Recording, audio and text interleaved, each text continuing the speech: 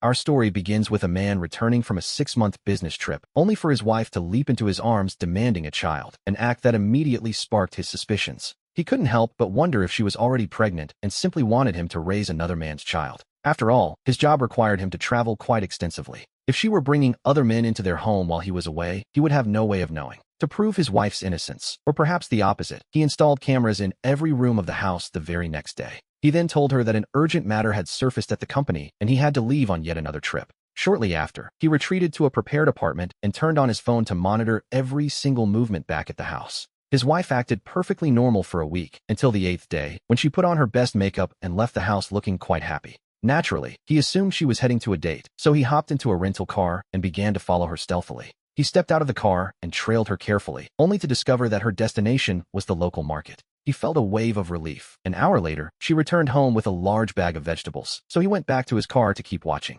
On the screen, we see his wife placing the groceries on the table before taking out her phone to make a call. "When are you coming? In 3 hours? Fine, I understand. So who else is coming?" His heart jumped into his throat, and he endured 3 hours of pure agony until, suddenly, the doorbell rang. His wife rushed to the door and opened it with a cheerful smile. He watched as a man entered the living room, and upon seeing him, his mind went completely blank. He recognized the man instantly. It was Zhao Bian, his wife's boss at the company. We see them eating together, talking and laughing as if they hadn't a care in the world. They were as affectionate as any couple, and he felt as though his head was about to explode. He desperately wanted to burst in and give them both a beating, but his reason told him he had to wait just a little longer. He needed to catch them red-handed, so he waited until an hour later when, having finished their meal, they moved into the bedroom. At that moment, although his heart was burning with a silent rage, his face remained completely unreadable. He forced a smile, though it was a bitter, hollow expression. He never expected things to turn out this way, especially after how hard he had worked to earn their living. Everything was for her, just to give her a home. He remembered how much he suffered to save that 300,000 deposit. He had finally bought the house and married her, yet only a single year had passed before she did this. As those obscene images flickered on his phone, the corners of his mouth slowly curled into a strange, dark grimace. Immediately after, he closed the surveillance app and prepared his next move. Using a SIM card he had obtained with a friend's help, he placed a call to the police. "I want to report a crime. Building 6, apartment 502, at the Tianjin residential complex. It looks like a woman is being assaulted. I can hear faint screams coming from inside. If you don't get here soon, she might actually die. Please, don't forget about me, and please do not reveal my identity to anyone. I'm terrified that these criminals might try to retaliate against me later." After hanging up, he immediately dialed a journalist, telling them he had a massive scoop for them. A serious crime has just occurred in Building 6, apartment 502, of the Tianjin residential area. Get here fast. Without waiting for the person on the other end to ask a single question, he hung up. Sitting there in the car, he lit a cigarette and spoke to the empty air in a cold, detached voice. "Yuli, I no longer care about my reputation. We are going to play this game very slowly." As he said this, he looked back at those images, noting that the man wasn't even handsome and certainly wasn't in as good shape as he was. But at the very least, he is a project manager. Perhaps he has more money than I do, Yuli. If you are willing to betray our marriage for that, then I truly must have been blind. A short time later, several police cars arrived on the scene. With the arrival of the police, people from all over the residential complex began to pay close attention to the situation. Gossip, as we know, is simply human nature. The police had just headed upstairs when the next players arrived. We see the journalist arrive, with the cameraman following close behind him. He smiled even more happily now, though as he did, a few tears escaped from the corners of his eyes. About half an hour later, the police led Yuli and Zhao Bian away, both now dressed and composed. The clever journalist, meanwhile, hid among the crowd, silently snapping photos of the pair. The people standing around were already busy posting the scandal to their social media feeds. "I heard this was a home invasion and an assault," one bystander remarked. "That man is absolute scum." "That's a lie. Where did you hear that?" Another replied. "I'm telling you, that woman lives right above me." "Who is it?" he asked as his phone rang. It was the West City Police Station, asking if he was Mr. Lin. With eyes full of dark amusement, he answered in a confused tone, "Yes, it's me. How can I help you?" "It's like this," the officer began. "We received a report that your wife has been assaulted." But the policeman couldn't even finish his sentence before he interrupted with feigned anxiety. "Are you saying my wife has been mistreated?" he cried out. "My wife is Yuli, is that right?" The officer tried to calm him, saying, "Sir, please, don't get excited." But he shot back, "How could I not be excited? What has happened to my wife?" Interrupted twice in a row, the officer repeated that they had received a report of an assault. "Who is it?" This time the officer sharpened his tone, saying, "Sir, please, listen to me first. Your wife has not been assaulted." He replied with a tone of feigned relief, saying it was good that Yuli was safe, but the officer had to break the news. She had cheated. According to their investigation, the officer explained, the encounter had been entirely voluntary. The policeman waited for a response. When he didn't answer for a while, pretending to be devastated, the officer asked, "Lynn, are you all right? I know this is difficult for you to accept," the officer continued, "but you have to be strong. Please, don't do anything foolish," the policeman added, clearly worried about his state of mind. His voice was thick with bitterness as he replied, "I'm fine. It's just that the news was so sudden," he managed to say, playing the part of the heartbroken husband perfectly. "I need to process this," he said, then added as if an afterthought, "By the way, about this matter. You haven't told my in-laws yet, have you?" he asked with feigned concern. "Her parents are already over 50 years old, and their health isn't very good," he explained. "They might not be able to handle the shock." The officer on the other end was silent for a moment before saying, "I'm sorry. Just now, my partner already called the elders," the officer admitted. "They are actually on their way right now." A faint, cold smile played at the corner of his mouth, exactly as he had planned. Faking a sense of urgency, he told the officer, "I'll head over there immediately." After saying this, he hung up the phone and tossed it onto the bed with total indifference. "Yuli," he thought to himself, "let's see how you face your parents now." He remembered quite well that her father had heart problems. To be honest, he was counting on it. Who knows if he'll be angry enough to drop dead. After a cold chuckle, he began to consider what mask he should wear when he saw them. It wasn't until midnight that he finally gathered his things to head down to the police station. The moment he stepped out of the car, he carefully arranged his face into a mask of pure anguish. He rushed into the police station, his expression a calculated mix of desperation and suppressed rage.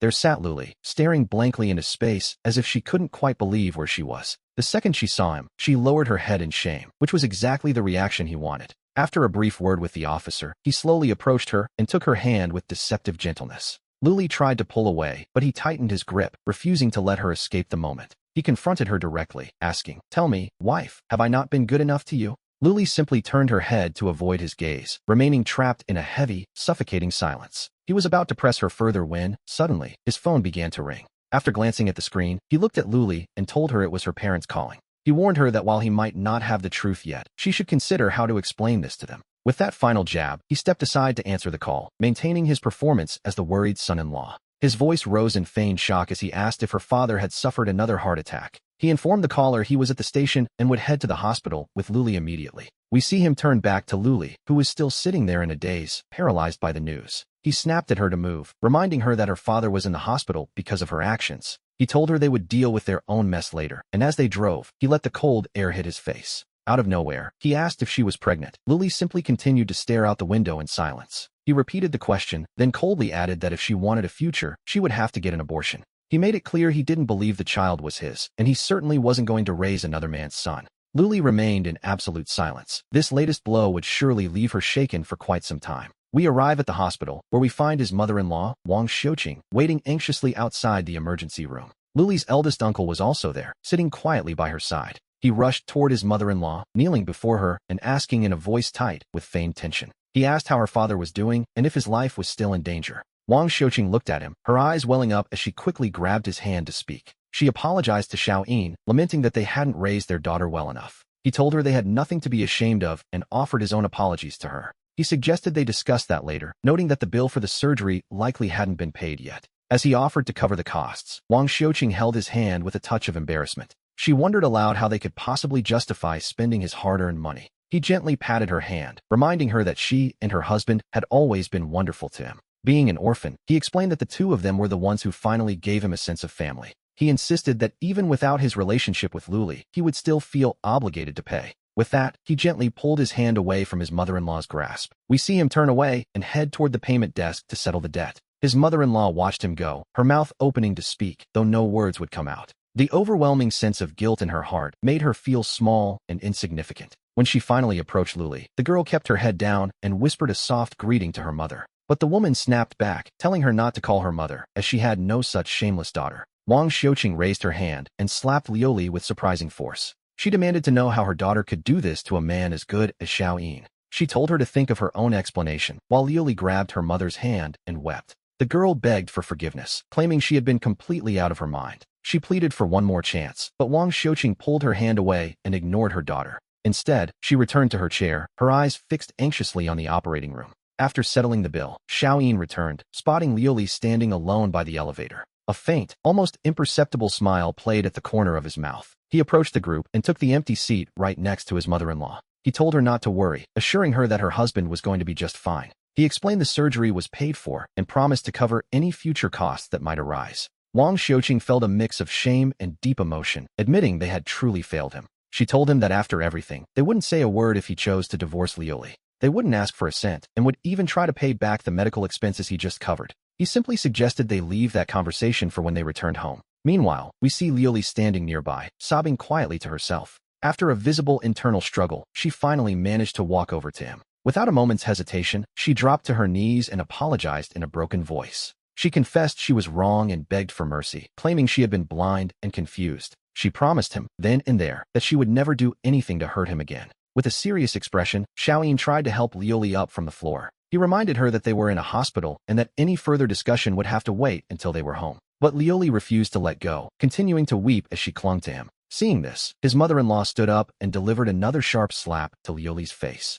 She ordered her to get up, asking if she hadn't already caused enough of a scene. Reminded once more that they were in a public hospital, Liuli shot a fierce, resentful look at Wang Xiuqing. She had originally thought that with her mother there, she could act the victim and force Xiaoyin to forgive her, even if he didn't mean it. She hoped for a glimmer of hope, but it never occurred to her that her own mother wouldn't take her side. Xiaoyin let out a disdainful smile, as he knew exactly what was going through her head. To be honest, it was a rather childish trick to play in such a serious situation. After all, how could someone who had already abandoned her own reputation be bothered by a few strange looks from strangers? He stayed awake all night, and finally, his father-in-law was wheeled out of the operating room. We see them later in the recovery room, where the old man had not yet woken up from the anesthesia. Xiaoyin looked at the elders and suggested that his mother-in-law and the uncle go home to rest. He offered to take the first shift, but Wang Xiuqing wouldn't hear of it, concerned for his well-being. She insisted that he was exhausted too and should be the one to go home and rest first. Besides, she noted that he and Liuli needed to return home to finally settle their own affairs.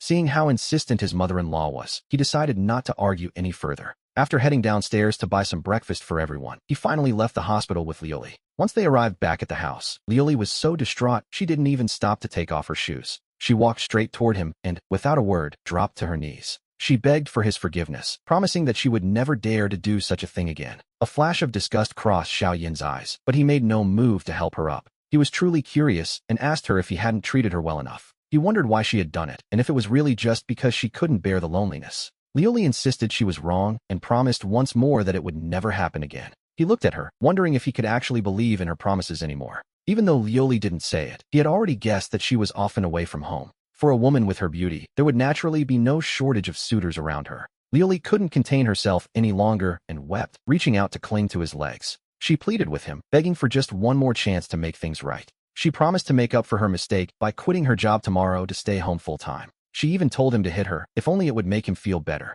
Xiaoyin pushed her away and looked at her, raising his hand as if to deliver a hard slap. Liuli closed her eyes and didn't try to hide, but when the blow was supposed to land, there was no sound. It turned out he had pulled back his strength, changing the strike into a gentle touch. He stroked her face tenderly, asking her how he could ever bring himself to hit her. He simply couldn't do it, and Liuli, overwhelmed, hugged him tightly once again. She asked for his forgiveness one more time, pleading with him not to go through with the divorce. He told her they would try to live a stable life, but that he would be watching her behavior closely. He told her that if he were to forgive her just like that, he simply wouldn't be able to live with himself. Liuli made her promise with great joy, insisting that she would definitely behave herself from now on. She promised him he would see a real change in her and that she would never let him down again.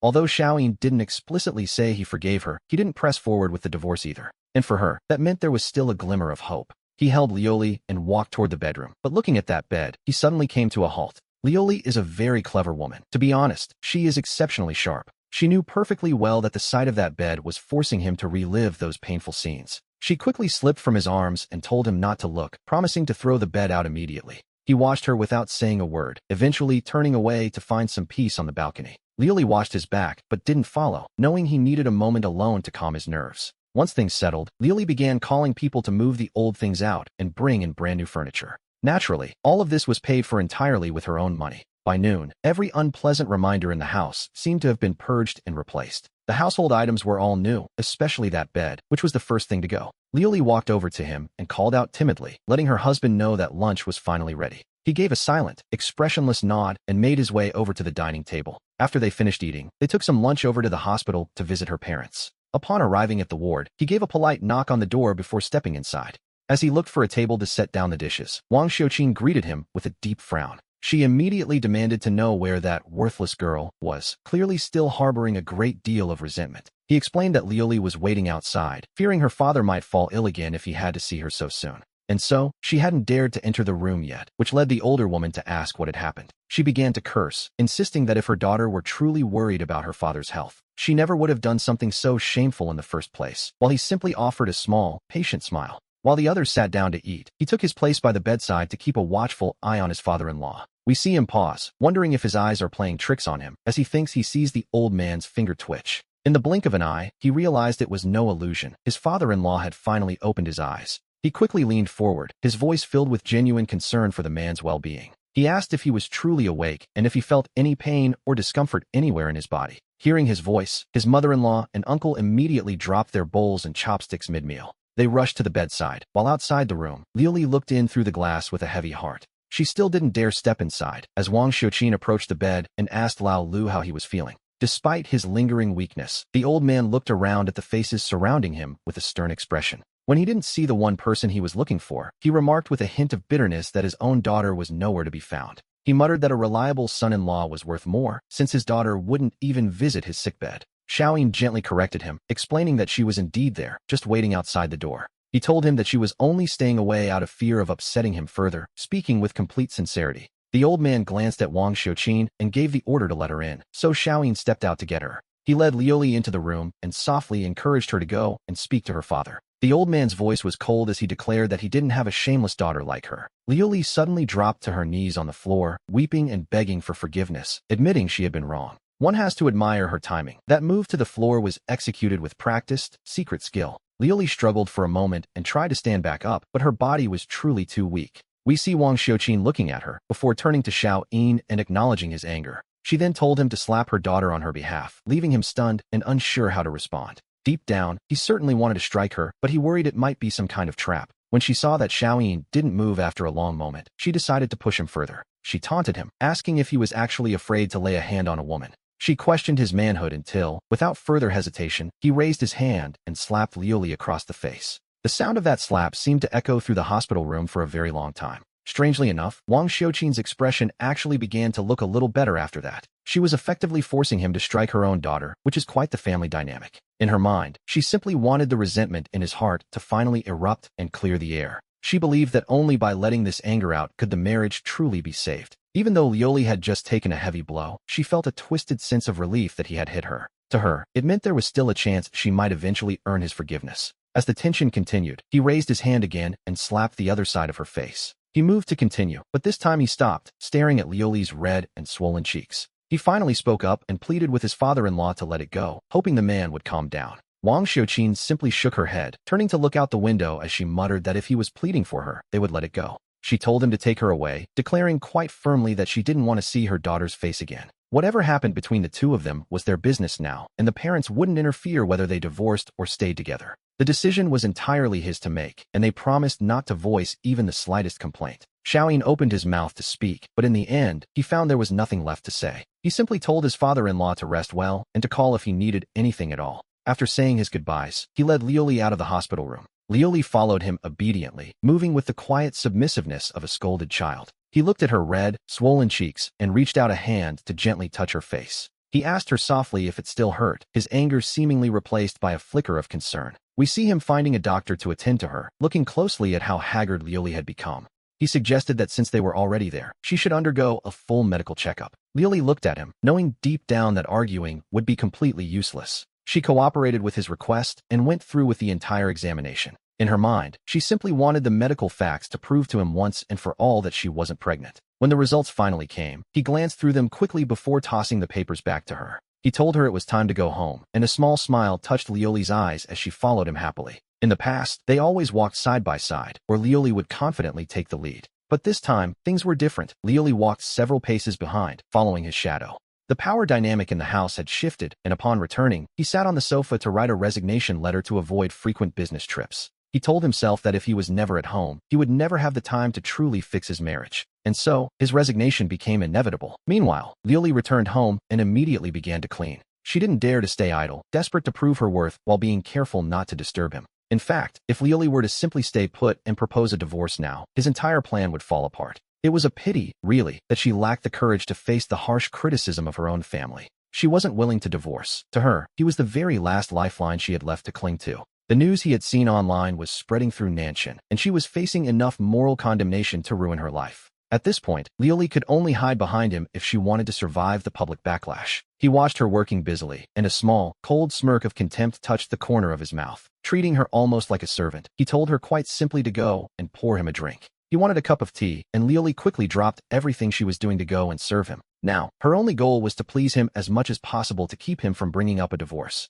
A little later, she brought the tea and placed it carefully on the table beside him. She caught a glimpse of his computer screen and asked softly if he was actually planning to resign. He shot a question back, asking if he should stay just to wait for her to betray him again. It was pure sarcasm, of course, but deep down, Lioli was desperate for any sign of hope. She convinced herself that he had forgiven her, believing he wouldn't use the word again otherwise. She then asked him what he wanted for dinner, promising to make absolutely anything he desired. After finishing the resignation letter, he took a breath and finally clicked send. It didn't take long at all before his boss was on the line, calling him immediately. "Xiao-Yin, I saw the news about your situation," his boss began, getting straight to the point. "Even so, you don't have to resign. I can give you a few days off to settle the divorce." He looked up toward the kitchen and replied calmly that he had no intention of getting a divorce. There was a heavy silence on the other end of the line. His boss seemed completely taken aback. With a tone of pure disbelief, the man asked him what on earth he was thinking. He argued that with his current status, it wasn't as if he would have trouble finding another woman. "Besides, you're young," the boss continued. "Can't you show a little of that youthful courage?" He simply replied that he had his own ideas, adding that she was his first love and he couldn't let go. And that was that. He asked one last time for his resignation to be approved. He suggested that if the opportunity arose, perhaps they could speak again sometime in the future. After saying his piece, he hung up the phone, ending the conversation right there. In that moment, we noticed that the sound of vegetables being chopped in the kitchen became noticeably more cheerful. Of course, those words had been spoken specifically for her to overhear. A calculated move, naturally. He then opened his browser and began to scroll through the latest information online. As soon as he logged on, the details grew more intense, and he quickly found the reports about last night. He scrolled down to the comment section to see what the world was saying about the scandal. Seeing the wave of insults and condemnation directed at her, he felt a strange sense of relief. He exited the app with an expressionless face, turned off his phone, and closed his eyes to reflect. Now that he had officially lost his job, he told himself it was time to find a new one. Otherwise, the 100,000 yuan he had on him wouldn't last very long at all. But there was one condition. This new job had to be close to home. While he was lost in these thoughts, Lioli called him over for dinner. After they finished eating, he drove to the hospital to deliver some food. On this particular day, he decided not to take Lioli with him, thinking it was time to give her some space to be alone. Through the surveillance camera, we see Lioli sitting alone on the sofa, hugging her legs tightly. Her phone emitted a faint glow in the dim room. She was clearly scrolling through it. But she didn't look for long before she broke down, clutching her head and sobbing. He knew exactly what she was seeing. Those videos and the endless stream of online insults. She was falling apart, and yet, this was only the beginning. After a cold, quiet laugh, he turned off his phone and focused on the drive to the hospital. He entered the hospital room with dinner in hand, feeling a strange mix of emotions all at once. He urged his parents to eat first, but Lioli's father looked at him and asked Xiao-Qin to step out for a moment. The man wanted to speak with Xiao-Qin alone. Hearing this, Wang Xiao-Qin reacted quickly and set the food down. She told them to go ahead and talk privately, promising not to disturb them. With that, she left the room, and Lioli's father struggled to sit up in his bed. "Xiao-Qin, can you tell me what you're really thinking?" the older man asked. He wanted to know if a divorce was coming, so Xiao-Qin feigned a look of deep conflict and admitted he didn't know what to do. He explained that Lioli was his first love and he couldn't let go, even though she had done something so terrible. He confessed that he couldn't find it in his heart to forgive her either, leaving him completely torn. He begged for advice, claiming that if things continued this way, he felt he would truly break down. Lioli's father gave him a gentle pat on the shoulder and sighed, telling Xiao-Qin how truly sorry they were. He admitted they hadn't raised her well, allowing her to reach a point where she did something so shameful. The older man promised that if Xiao-Qin didn't want a divorce, he would personally see to her discipline. He vowed to make her live honestly with him, and if she ever dared to make such a mistake again, Xiao-Qin wouldn't have to lift a finger. He threatened to break her legs, and Xiao-Qin knew his father-in-law wasn't just making empty threats. If Lioli ever strayed again, the man was fully prepared to follow through on that grim promise. His tone was heavy with guilt as he asked Xiao-Qin if the news of the scandal had already spread everywhere. He worriedly asked if Xiao-Qin's own job had been affected by the fallout. Xiao-Qin brushed it off, saying his job was easy and that he had wanted to change careers for a long time anyway. He claimed that with his qualifications, he could make money no matter what he decided to do.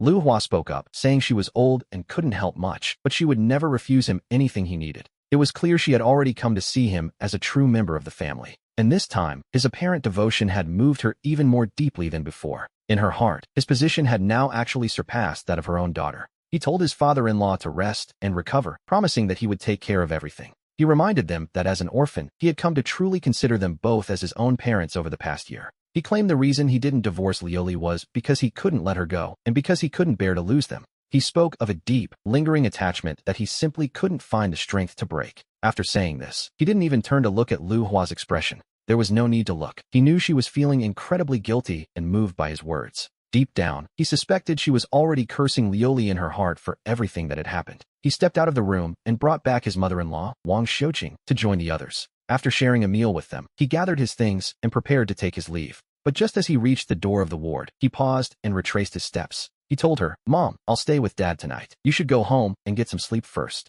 And so, he drove Wang Xiuqing back to the residential area, acting the part of the dutiful son-in-law. He didn't even get out of the car, simply telling her that Lioli was already home and she should go on up. He claimed he needed to head straight back to the hospital, which, naturally, was a convenient excuse. Wang Xiuqing watched him drive away and let out a long, heavy sigh. She knew all too well that once a crack forms in the heart, it is nearly impossible to mend. She blamed her own daughter for the mess, wondering why she had to cause so much trouble. In her mind, they owed him a debt now, and she felt they had to accept whatever Xiaoqin decided to do. However, we see that Xiaoqin didn't go to the hospital. Instead, he found a quiet place to park nearby. He pulled out his phone and began to check the feed from the hidden surveillance camera. The moment the software opened, he saw the light and witnessed something truly incredible. He could only think of Lioli and how he was even supposed to speak to her after this. Imagine the scene, a man as good as Xiaoqin, and yet she had done this to him. It seemed she was never satisfied, still wandering off and looking for trouble elsewhere. He wondered if she had ever considered his feelings, or even the feelings of her own parents. By acting this way, she wasn't just making Xiaoqin lose face, she was destroying everything. "Do you want them to break my back and your father's too?" she asked, her voice heavy with despair. She could already hear the neighbors back in their village whispering and criticizing them both. They would undoubtedly say they had raised a daughter who simply wandered off to do as she pleased. To her, it was a profound shame to have raised such a child, and Lioli begged her to stop the scolding. She insisted she was truly wrong and promised she would never dare to do such a thing again. Lioli wept while clutching her head, and yes, that was the state of things in that moment. He felt she should be scolded, hoping to ignite some sense of shame within her. Only then could she feel the pain of her actions, and he decided there was no need to keep watching. He put his phone away and drove to the hospital, where he eventually stepped into the elevator. Just as he pressed the button and the doors began to close, a hand suddenly reached inside. A soft female voice asked him to wait, and a sweet-looking woman appeared before him. She appeared to be in her early 20s, though he only gave her a brief, passing glance. She politely asked him to press the button for the 8th floor and thanked him. Even though they were heading to the same floor, he didn't find it particularly strange. Upon reaching the 8th floor, he waited for his turn to step out of the elevator. From beginning to end, aside from that initial look, he paid the woman no further attention. He arrived at the room and saw his father-in-law was still awake, asking him why he wasn't resting yet. With those words, he pulled up a stool and sat down beside the hospital bed. The old man admitted he simply couldn't sleep, calling out to Xiaoqin in his restlessness. He insisted he was fine and told Xiaoqin to go home, but the younger man began peeling a piece of fruit instead. "If I go back, I'm sure Mom will insist on taking care of me, but I just want to be alone for a while," the old man explained. Xiaoqin looked up at his father-in-law and told him not to think about such things, urging him to get some rest instead. He teased that if the old man slept, he could too, as he hadn't closed his eyes all night, a small white lie to encourage him. We see the father-in-law finally give in, lying back down to try and find some rest. Xiaoqin reached out to tuck him in with the blanket before returning to the fruit he was peeling. A short while later, the fruit in his hands had been meticulously carved into the shape of a rose, which he stared at in silence. He let out a soft, bitter laugh, and then simply tossed the fruit rose into the trash. Love was lost to him now, and though an hour passed, he knew his father-in-law was still awake. It's perfectly normal to be unable to sleep. After all, no matter who you are, facing such a situation is never easy. Even the most rational person finds it difficult to maintain their calm when their world is crumbling. He eventually stepped out of the room, heading to the hospital balcony to light a cigarette, his mood as dark as the night sky. In the shadows, one could still catch a glimpse of his gaze, sharp and cold as a knife. It was a look that seemed capable of cutting through anyone, which was perhaps a bit much for a place of healing. Suddenly, a woman's voice broke the silence, reminding him that smoking wasn't allowed in public areas. The coldness in his eyes hadn't faded yet, and though the girl seemed startled by his appearance, she didn't back down. Instead, she stood her ground and met his gaze with surprising firmness. He told her it was fine since no one was around anyway, promising to leave as soon as he finished his cigarette. She shot back, asking if she didn't count as a person, and insisted he put it out immediately. Seeing how persistent she was, he felt quite helpless. There was no arguing with that logic, really. He returned to the room, checked on his father-in-law one last time, and settled back into his chair to try and sleep. The next morning, his mother-in-law arrived to take over, practically forcing him out of the room so he could finally go home. Once he reached the house, Xiaoqin collapsed onto the sofa, yet sleep continued to elude him. He was drifting in a half-asleep haze when the sudden sound of the front door opening jolted him awake. Opening his eyes to take a look, we see Liuli standing there, her eyes red and swollen from crying. He knew immediately that she had been scolded again at the hospital, a recurring theme lately, it seems. Her father still couldn't move much, otherwise, there would likely be red marks on her face from his anger. Liuli looked at him with a trace of apology in her gaze, her expression heavy with guilt. She softly apologized for interrupting his rest, her voice barely more than a whisper. He simply asked what time it was. Liuli quickly checked her phone and told him it was already 11:30. He told her to go cook and then added, quite firmly, that she needed to quit that job of hers. After saying his piece, he closed his eyes again and began to feign sleep, cutting off any further conversation. Liuli bit her lips slightly, feeling deeply unsettled by his cold and indifferent attitude toward her. Where he once would have comforted and pampered her, he now offered only silence, a contrast that was truly jarring. But for now, she felt she had no choice but to endure it, hoping that once this period passed, things might improve. In that moment, Liuli was completely overwhelmed by a sense of profound remorse. She hated how foolish she had been at the start and loathed herself for failing to resist temptation. But if remorse were actually useful, people wouldn't have to pray for the existence of a regret pill, would they? The truth is, actions already taken cannot be erased with a simple word of apology or a change of heart. Unless time itself could flow backward, this pain would remain permanently etched into her soul. As these thoughts weighed on her, the tears in her eyes began to fall in total silence. Liuli walked into the kitchen in a daze. People always dwell on the goodness of the past, yet they never seem to appreciate it while they are actually living it. Whether she truly regretted her actions or not didn't matter to him. Forgiveness, after all, is a matter for God. His only concern now was making sure she had the opportunity to go see God herself. As the sound of knives chopping vegetables drifted from the kitchen, he found that sleep was still out of the question. So, he turned on the television and began to mindlessly flip through dramas without any real purpose. It was just a way to kill time. An hour later, after finishing his lunch, he grabbed the food containers and prepared to head out. Before leaving, he looked at Liuli, a calm, steady gaze that offered no words of affection or reconciliation. Liuli felt deeply uncomfortable under his stare, her body tensing unnaturally as she waited for a reprimand that never came.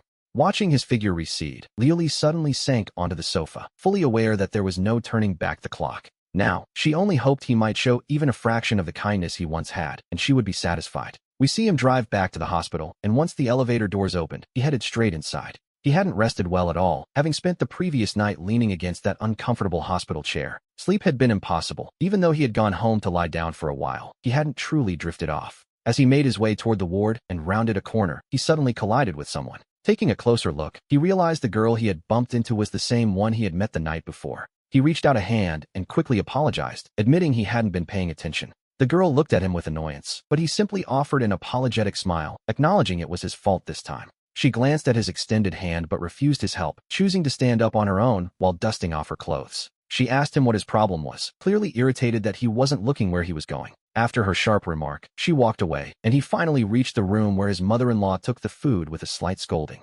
"Xiaoyin, you really shouldn't have come yourself. You didn't rest at all last night, so you should have just let Liuli bring the food." He simply replied that it was fine, calmly mentioning that he had already asked Liuli to resign from her job. His mother-in-law fell silent immediately, especially after her brother-in-law gave her a few pointed looks and instructions. She was well aware of which words were safe to say and which ones were better left unspoken. As for his father-in-law, the moment he saw him, the warm smile on the old man's face never seemed to fade. He told him he was feeling much better, even suggesting that he might be able to leave the hospital in just a few days. He insisted that Xiaoyin shouldn't come every day, urging him to rest and let his wife handle the meals instead. Xiaoyin assured him he understood, making the excuse that Liuli was simply too busy with other matters today. He promised that once she finished taking care of those things, he would let her bring the food herself. After leaving the hospital, we see him sit in his car and light a cigarette, unsure of what to do about that house, a place that now only brought him shame. To be honest, he had no desire to return there at all. When he finally did arrive home, Liuli hadn't yet returned. Not long after, the sound of light snoring filled the room. It was the first time he had truly slept since that night, lasting until Liuli woke him. By the time evening rolled around, she gently told him it was time to eat, calling him her husband as if nothing had changed. He opened his eyes in a daze, and looking up at Liuli, he finally spoke. He told her to stop crying all day, noting how red her eyes had become, before telling her to just go eat by herself. Lioli opened her mouth to respond, but found no words. She could only turn around and quietly leave the bedroom. Once she had finished preparing the meal, she approached him again, clearly having something heavy on her mind. She told him there was something he needed to know, showing him her phone to reveal that she was already under investigation. The reality was stark. She would likely have to go away and be locked up for several years. He took the phone from her hand and looked at the screen, feeling a genuine flicker of surprise at what he saw. Zhao Bian had been arrested. He set the phone aside, lifted his head, and looked directly at Lioli. When he asked if she was the one who reported her, Lioli said nothing, offering only a slight nod. In that moment, the respect he held for Lioli in his heart actually grew just a little bit. This woman still had her ways, it seemed. Hearing his cold snort, Lioli didn't dare speak another word. She knew that regarding the matter of Zhao Bian, she couldn't express an opinion. Some things are better done than boasted about. He asked her what she planned to do now and what her role in the house would be in the future. She looked at him anxiously, promising to wash his clothes, cook, and even take care of the children. He simply set down his chopsticks and lit a cigarette, his expression unreadable. As for the matter of the children, he told her they should set that aside for now. A flicker of disappointment flashed in Lioli's eyes. She knew he still had a knot in his heart that wouldn't untie. Her plan to use the children to save their family would have to wait, which, to be honest, was probably for the best. After dinner, he drove Lioli to the hospital and asked her to go gather her parents' things. While she did that, he went to handle the discharge paperwork and settle the remaining medical expenses. Just as he finished making the arrangements, he turned around and accidentally collided with someone. The impact was awkward, and before the young woman could even react to the stumble, he quickly took a step back. He felt the girl looked familiar, though he couldn't quite place her. The girl covered her chest and jumped back, and the moment he heard her voice, he remembered exactly who she was. She was the same girl he had bumped into a few days prior. He immediately began to apologize profusely. He explained that he hadn't seen her, as she had appeared so suddenly behind him that he couldn't react in time. The girl's face turned a light shade of red, though whether from anger at the collision or embarrassment, we cannot say. He had originally intended to ask the nurse a simple question, but somehow, things had taken this unexpected turn. The girl's face flushed a deep red as she struggled for a moment to regain her composure. She shot him a fierce, piercing glare before turning on her heel and running away as fast as she could. He watched her retreating figure in a daze, though he didn't actually try to chase after her. Realizing there was no use rushing another apology, he simply headed back toward the car. As Lioli came down the stairs, she caught sight of him just as he was apologizing to the girl, though she was too far away to hear a word. Watching his lips move, she felt a sudden pang of crisis. She realized she had grown so used to him that she'd ignored his better qualities. With his good looks and natural politeness, it was clear he wouldn't struggle to find someone else. He would thrive after a divorce. She, on the other hand, would face nothing but judgment, making the idea of a divorce even more impossible for her to accept. She told herself she had to find a way to untie that knot he still held in his heart. This marriage had become her only shield. Without it, she would be left entirely exposed to the harsh light of public scrutiny. Our story turns to the mother-in-law, who looked at her daughter and realized she had nothing left to say. She had already exhausted every scolding. She decided she didn't want to worry about it anymore. Perhaps it was best to let Lioli fend for herself from now on. He turned to them and asked if they would like to stay at his house for a few days. His father-in-law waved a hand dismissively, saying, "Xiao-yin, we won't trouble you, just take us back home." He worried about the house being empty all these days, especially with the pigs and chickens needing care. They couldn't just be left alone. Surely it wasn't too much trouble to ask the brother-in-law to feed them, right? Seeing that the old man's mind was made up, he didn't push further and began the drive out of the city toward their hometown. Lioli sat quietly in the passenger seat, her gaze fixed blankly on the world passing by the window. A flicker of genuine fear flashed in her eyes. If there was one thing she dreaded most right now, it was returning to her roots. She could already imagine the judgmental stares from her relatives and neighbors back in her hometown. Lioli turned her head to look at him, her eyes filled with a desperate sense of pleading. She was silently begging him not to stay for long. To be honest, she was truly terrified of what awaited them. He didn't ignore Lioli's gaze, knowing full well that some things only backfire if you push them too hard. After all, even the gentlest rabbit will bite if it feels backed into a corner. After traveling along a stretch of bumpy rural road, a small village finally appeared before them. This was Xinjia, the village where Lioli's parents had built their lives. Most of the people living here shared the surname Shun, making it a very tight-knit community. Everything in this place seemed stained with age and history, as if the very bones of the earth were exposed. As soon as the car came to a halt, a group of children, both big and small, immediately swarmed around it. He stepped out of the car and handed out some candies to keep the little rascals occupied and out of the way. One of them spoke up, saying he'd heard his mother mention that Sister Lioli had been having an affair. Another little boy tugged at his pant leg, innocently asking what an affair actually was. His expression darkened slightly, but he still knelt down and asked the boy why he was so curious. He teased the child, asking if he thought his candy might be taken back if he kept asking such questions. The boy protested immediately, telling him that he wasn't allowed to cheat like that. He insisted that since the candy had already been given, it couldn't possibly be taken back now. The child quickly stuffed the sweets into his mouth and ran off as fast as his legs could carry him. Because the car window was still rolled down, Leolie had heard every single word the boy said. That voice, so full of pure innocence, made her feel such a deep sense of shame that she couldn't even lift her head. She was curled up in her seat, trembling like a leaf. "So, you actually know what shame feels like," her father-in-law rebuked her coldly. It was well-deserved, and Leolie simply didn't have the courage to offer a response. He opened the car door and gently told her it was time to get out. After helping his in-laws out, he went to the passenger side and tapped on the window. He told her to go and start cooking, as her parents hadn't even had breakfast yet. Leolie shook her head, looking at him with pleading eyes. She truly didn't want to stay another second.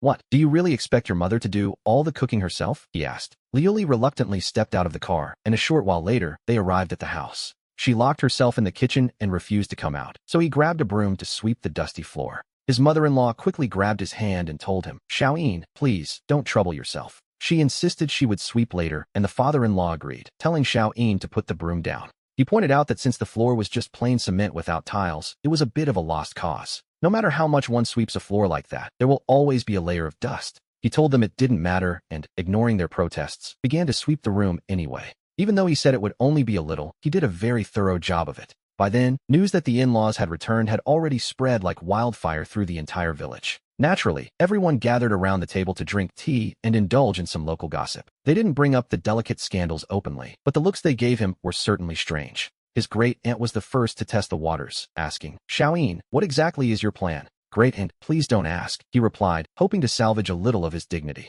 At that moment, a group of children came running in, following a young boy who was crying loudly. The crying brat was the very same one who had asked him that awkward question just a moment ago. We hear him complaining through his tears, "Mom, Sister Leolie hit me." His great-aunt reached out and affectionately touched the red mark on the boy's face. She asked Xiaobao how he had provoked her, and he replied he only asked what an affair was. "She slapped me so hard, it really hurt," the boy sobbed, clearly not understanding the weight of his words. The great-aunt looked up and saw that the faces of the in-laws, and Xiao Yin's as well, had darkened. She quickly began to apologize, dismissing it as nothing more than childish innocence. Xiao Yin held his teacup in silence, but his father-in-law suddenly slammed his hand against the table. He declared there was nothing more to see and told everyone it was time for them to go home. He explained that his body was still recovering and promised to visit them all in a few days. The father-in-law was already ushering people out, and to be honest, it was about time. We know that once a topic like this is opened, people simply cannot help themselves. There was no telling what kind of unpleasant things might have been said if they stayed. The neighbors stood up one after another, agreeing that it was indeed time for them to head out.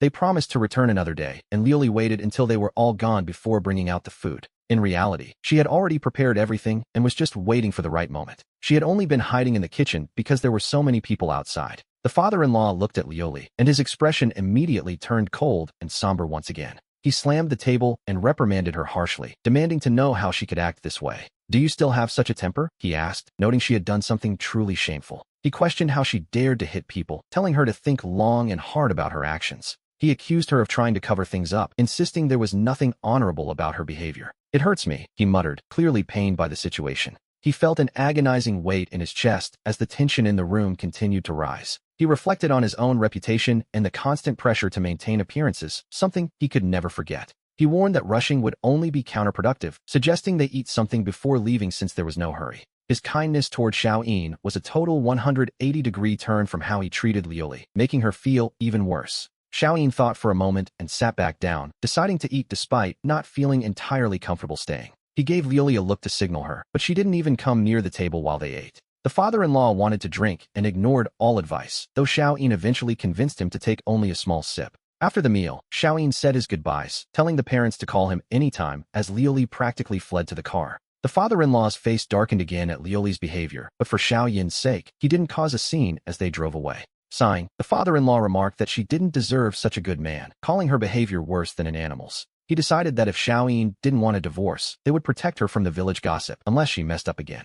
After the father-in-law spat on the ground in disgust, we see Xiaoyin driving home, glancing at Leolie with some annoyance. He told her not to cry, but thinking of the judgment she faced at her parents' house, she couldn't stop her sobbing. She asked if they could never go back, and he smiled, saying they could escape it all if they just got a divorce. He was testing her to see if she would change her ways, and while Leolie showed a flash of agitation, her eyes quickly went dim. She simply couldn't do it. She didn't dare. Deep down, she feared that if she left, she would drive her father to his grave, a consequence she couldn't possibly bear. After making such a mess of things, she felt she couldn't just force her parents to shoulder the burden. Besides, she told herself that if they were to divorce now, she would be utterly despised, whereas staying married might offer her a shield. "Give me a chance. I can endure the gossip," Lioli pleaded, desperate to maintain appearances. Internally, Xiaoyin breathed a sigh of relief, seeing she lacked the resolve to leave. As long as she stayed in this city, he knew he had endless ways to torment her. The car fell into a heavy silence as he refused to answer, leaving only the sound of Lioli's sobbing. He found he quite liked that sound. Her misery was his happiness.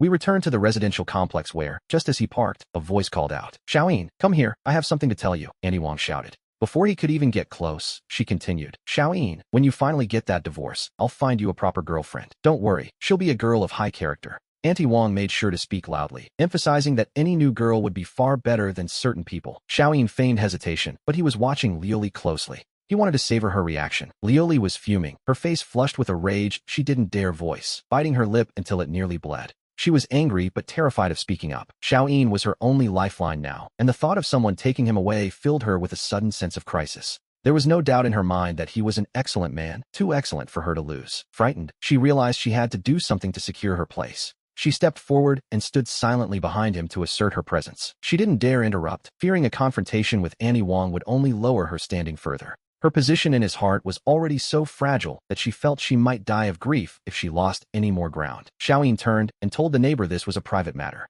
Annie Wang, however, was not one for subtleties. "Since you aren't divorcing yet, are you really just going to endure what your wife did?" she asked bluntly. Lioli bit her lip harder at those words. Xiaoyin's face darkened as he told Annie Wang that if there was nothing else, they were going home. Just as he turned to leave, the woman grabbed his hand. "Xiaoyin, you only feel this way because you weren't there that night. You didn't see it with your own eyes." She explained that she had been at the door when the police arrived and had recorded everything. "I'll show you exactly how your wife looked in that moment," she insisted. As Annie Wang pulled out her phone to find the video, Xiaoyin looked at the gathering crowd of neighbors. With a grim expression, he firmly caught the woman's wrist. "Annie Wang, please, save me a little face, all right?" he whispered. She looked up at his dark expression, then at the growing crowd, and finally realized her mistake. "Oh, look at me. Xiaoyin, I'm so sorry. I'll find you to talk in private later." He shook her off and walked away, now genuinely, visibly angry. Clearly, he was the one who had discarded his reputation, yet he still felt a surge of anger hearing these things. Before leaving, Lioli shot Annie Wang a vicious, warning glare. Auntie Wang flared up instantly, pointing at Lioli's back and shouting, "You dare look at me like that? You think people aren't allowed to talk about the filthy things you've done?"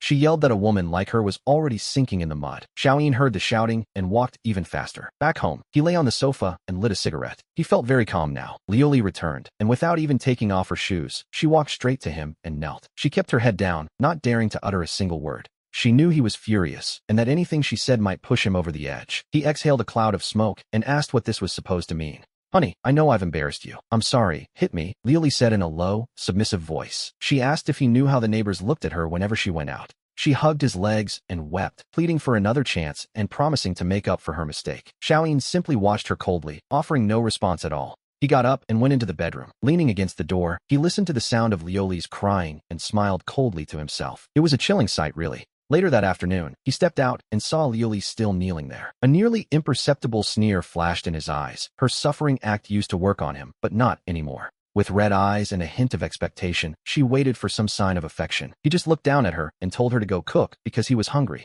He didn't help her up or say much else. A look of disappointment flashed in Lioli's eyes, but she didn't lose heart, believing his anger was only temporary. She told herself he would eventually forgive her. Lioli struggled to stand, but her knees were in intense pain from kneeling so long. She stumbled and fell against him. She apologized while trying to get up, but the pain was too much. He pushed her onto the sofa without a word of hurry or anger, simply picking up the remote. He turned on the television, leaving Lioli to bite her lip in disappointment at his coldness. A few minutes later, he went to the room and brought back some medicine for her. He told her to apply it herself and to go cook once she felt better. Lioli's eyes lit up with joy. Taking the medicine, she felt a renewed sense of hope. Internally, he laughed. He knew this tiny bit of hope would be the engine that kept her moving forward. Lioli glanced at him as she carefully removed her trousers. While applying the medicine, she watched him out of the corner of her eye. She was waiting to see if he would react to her legs, which had always been her best feature. She felt that if she could satisfy him just once right now, she could dissolve most of the conflict in Xiaoyin's heart. To be honest, it was a desperate plan. Naturally, he knew exactly what she was plotting. She still wanted to lure him into bed, but now, whenever Xiaoyin looked at her, he felt nothing but disgust. He got up, went to the bedroom, and returned to toss a pair of baggy pants at her. He calmly told her to put them on and go cook, leaving her utterly disappointed.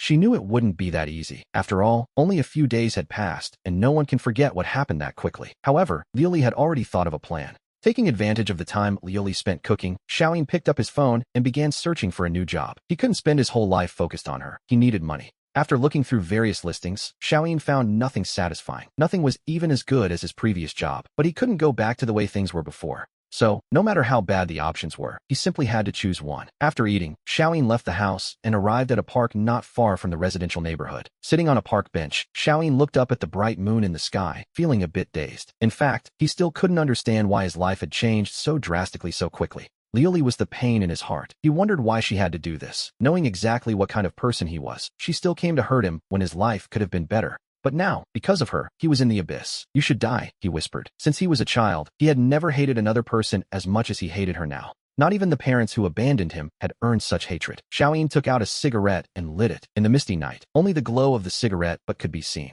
At that moment, a ringtone from his mobile phone broke the silence of the night. "Hello." On the other end of the line, there was a certain hesitation. A voice spoke with a touch of caution. "Phone, I saw a video today. It's about..." Xiaoyin interrupted before he could finish. "You don't have to test me." The video everyone was talking about, that honest man, it was him. The caller was Chennai, Xiaoyin's good friend since childhood. They had practically grown up together. Chennai still couldn't believe it. He didn't think Xiaoyin was that kind of man. "It's a bit hard to believe, isn't it?" Xiaoyin remarked. "To be honest, I also wish it were false." But as it turned out, it was true. He felt the weight of the betrayal. On the other side of the phone, there was a long silence before Chennai asked, "Are you thinking of a divorce?" "I can't get a divorce, Chennai. You know what kind of person I've been since we were kids, especially when I've suffered humiliations." Chennai rushed to persuade him. "Phone, brother, calm down. Don't do anything foolish. It's not worth ruining the rest of your life for a woman like that." Xiaoyin told him to relax. If he wanted to do something, he wouldn't be talking on the phone right now. This was a society ruled by law, and violence wouldn't solve the problems. After saying this, Xiaoyin hesitated a moment before continuing. "Chennai, I heard you're working at the motorcycle workshop now. How is it going? Is the work going well?" Chennai sighed. "How can I compare myself to you, brother Phone? It's just okay, I suppose." He explained that he worked himself to the bone this month and barely earned 6,000 and some change. It was a modest living, but at least it was honest work. We see that even in his own turmoil, Xiaoyin was still looking for a way to move forward. "It's only enough to keep me from starving to death," Chennai admitted with a heavy sigh. Xiaoyin shook his head. "Chennai, you're already 23 years old, aren't you? Don't stay in that workshop forever. It really has no future for you." And so, Xiaoyin offered his advice. Chennai was his best friend, and he truly didn't want him to continue like this, living a mediocre life. "I know it has no future too, but I don't have your education, brother Phone. I don't understand how, when we played together, your grades were always so much better than mine." Chennai said it as a joke, though deep down he knew the reason. He used to sleep in class or read novels, while Xiaoyin had always paid attention in class. "Brother, you should learn a specialized skill," Xiaoyin suggested. "Later, when your brother Phone makes some progress, I'll rescue you from that sea of bitterness. Then I'll be waiting. Will you really come to my rescue, brother Phone?" After that, they talked for a long time, covering everything since Xiaoyin's divorce and the affair. He felt a sense of comfort. For the first time, he realized that brothers aren't like women. They stand by you when you're in trouble. That is what a true brother is. "Phone, brother, how long has it been since you went back home?" Chennai asked with a hint of worry. "Is the old man doing all right?" Xiaoyin was momentarily stunned. It seemed it had been more than a year since he last set foot in his childhood home. He realized he had no idea how the old director of the orphanage was doing these days. Xiaoyin vaguely remembered that when he got married, the old man still seemed quite strong and healthy. Chennai noticed that Xiaoyin didn't respond for a long time, realizing he hadn't returned either, and said, "Phone, brother, listen, you should really go visit him when you have some time. Give him my regards as well." "All right," Xiaoyin replied, lighting another cigarette with a melancholy gaze after hanging up. After stubbing out the cigarette, Feng stood up and walked slowly toward his house, completely indifferent to the world around him. He ignored the critical and strange looks from the neighbors in the district. Let them say what they want. He had already reached a point where it simply didn't matter anymore. Deep down, he was certain that Lu Li's life was becoming even more difficult than his own. At this very moment, she likely wished she could just stay hidden inside without ever having to step out. Just then, a middle-aged man approached, gave Feng a friendly pat on the shoulder, and spoke to him. "Brother, take it easy. This is just how society is these days," the man said. "If you think you can keep going, then keep going. If not, just get a divorce. Don't pay any attention to the gossip. Your life belongs to you, not them." Feng looked at this man who seemed familiar, though he couldn't quite place the name, and thanked him. "Thank you for your concern, brother. I know what I have to do." The man continued, suggesting that in reality, these kinds of situations can be seen from a different perspective. He noted that after an initial outburst of anger, only problems remain to be solved. But if one takes a step back, perhaps other benefits might reveal themselves. Feng managed a strange smile, thinking that this man clearly had a story of his own. And then, we see the memory click. Feng finally remembered exactly who this neighbor was. Some time ago, his own wife had cheated on him, and he had staged a protest right at the front door. He had gone so far as to call every single one of his wife's relatives to witness the scene. He insisted until he squeezed a new car worth over 20,000 yuan out of his father-in-law before letting the matter drop. Now, his status at home is indisputable, which, to be honest, is one way to handle a crisis. His wife doesn't even dare to contradict him anymore. "Brother, your method won't work for me. My mother-in-law has no money, but I have my own ideas. In short, thank you for your concern, brother." Chapter 13. Back home, we see that In Feng had just returned to his house, and Lu Li received him with surprising enthusiasm, offering him a drink. "I've already adjusted the water temperature for your bath. When would you like to bathe?" In Feng took the cup of tea and looked at Lu Li. To be honest, this sudden servant-like attitude of hers seemed a bit strange to him. But the feeling wasn't bad. Since she was willing to play the part, how could In Feng refuse? After taking a sip of tea, In Feng stood up and headed to the bathroom, followed closely by Lu Li. But In Feng left her standing directly outside the door. Lu Li stared at the glass door she had nearly walked into, and the corners of her lips twitched slightly. Deep down, she was already cursing. Hadn't she just made one tiny mistake? Did he really have to ignore her like this? She shook her small fist in anger before turning to fix the bed. If this trick didn't work, she had another one ready, which, naturally, was to be expected. In Feng washed up quickly and entered the bedroom, without so much as a glance at Lu Li. He lay down silently on the bed, turning his back to her, and prepared to sleep. Lu Li was wearing a nightgown that was conservative, yet undeniably sexy. This was a garment she had chosen with a great deal of care. It wasn't too revealing, and yet it highlighted her figure perfectly. She still intended to seduce In Feng, but her plan was failing miserably. In Feng didn't even look at her, so she climbed into bed with a certain disappointment, staring at his back. She wanted to say something, but she didn't dare open her mouth as she lay there lost in thought. She reflected on everything she was facing, feeling a bitter taste in her heart over the whole situation. In Feng didn't know, nor did he care to. His light snoring was already echoing through the room. The next morning, we see that In Feng felt a certain pressure weighing on his body. He opened his eyes and saw that Lu Li was coiled around him like a snake, and what's more, she wasn't wearing any clothes. He was a man in his 20s, after all, full of vigor. Naturally, with the morning's natural impulse, In Feng's body began to react instinctively. Lu Li had a beautiful figure and very fair skin, which, in any other case, would be quite a distraction. But In Feng felt nothing but a sudden wave of pure disgust. He forcefully pushed her body away, got up, dressed, and then lit a cigarette before heading to the living room. Deep down, she had still been harboring a small glimmer of hope in her heart. But with In Feng's cold actions, that hope was instantly shattered into pieces. He was despising her for being dirty, and her confidence in winning him back was now looking a bit shaky. Given the situation, In Feng was perfectly capable of ignoring her forever. She truly had no confidence left that he would ever find it in himself to forgive her again. "I know you're awake. Go and get breakfast ready. I have to head out in a little while." In Feng's voice echoed coldly from the living room. Lu Li got up with a complex expression on her face and began to get dressed. In the living room, she looked at In Feng and asked, "Honey, where are you going today?" "I'm going to an orphanage. You stay here at home." In Feng raised his gaze and looked coldly at Lu Li. He warned her that she had better behave herself while he was away from the house. Lu Li shook her head quickly, like a rattle, desperate to show her compliance. She promised him, "Honey, I will definitely be on my best behavior. I'll never embarrass you again." "That would be for the best," he replied. "If I find out you're doing foolish things behind my back again, you won't even have the chance to get a divorce." Lu Li's face turned pale as she fully understood the weight behind In Feng's words. This wasn't just a simple warning, it felt much more like a direct threat. Lu Li clenched her teeth, her body trembling just a little bit. She didn't dare speak, nor did she have the courage to talk back to him. Under In Feng's piercing gaze, Lu Li looked like nothing more than a frightened kitten. She walked carefully into the kitchen, feeling quite shaken by the exchange. She wasn't sure if In Feng would actually follow through, but she certainly didn't dare to bet against him. Once Lu Li had disappeared into the kitchen, In Feng finally looked away. Thinking back on Lu Li's attitude from the day before, In Feng pulled out his mobile phone. And there, he purchased a specific set of clothes on Taobao. He was certain these clothes would suit the current Lu Li quite well. To be honest, perhaps too well. After finishing breakfast, In Feng headed out to the mall, picked out several items, and then drove calmly toward the orphanage where he grew up. We arrive at the Blue Mountain Orphanage, an institution that has stood its ground for nearly 40 years. In In Feng's memory, it has evolved from a simple wooden shack to a brick house, and finally to the concrete building we see today. One could say that, bit by bit, things have been getting better here. In Feng still remembered the very first time he met the director of the orphanage. Back then, she was a young person, tall, slender, and full of energy. He wasn't entirely sure if she could truly be called young back then, but to his eyes, she certainly seemed so. And yet, more than 20 years have passed in the blink of an eye. In Feng recalled that the last time he saw her, the director's hair had already begun to turn gray. Though the wrinkles around her eyes were deep, her smile still possessed that same gentle kindness. They haven't seen each other in years, and he couldn't help but wonder how the elderly director was faring.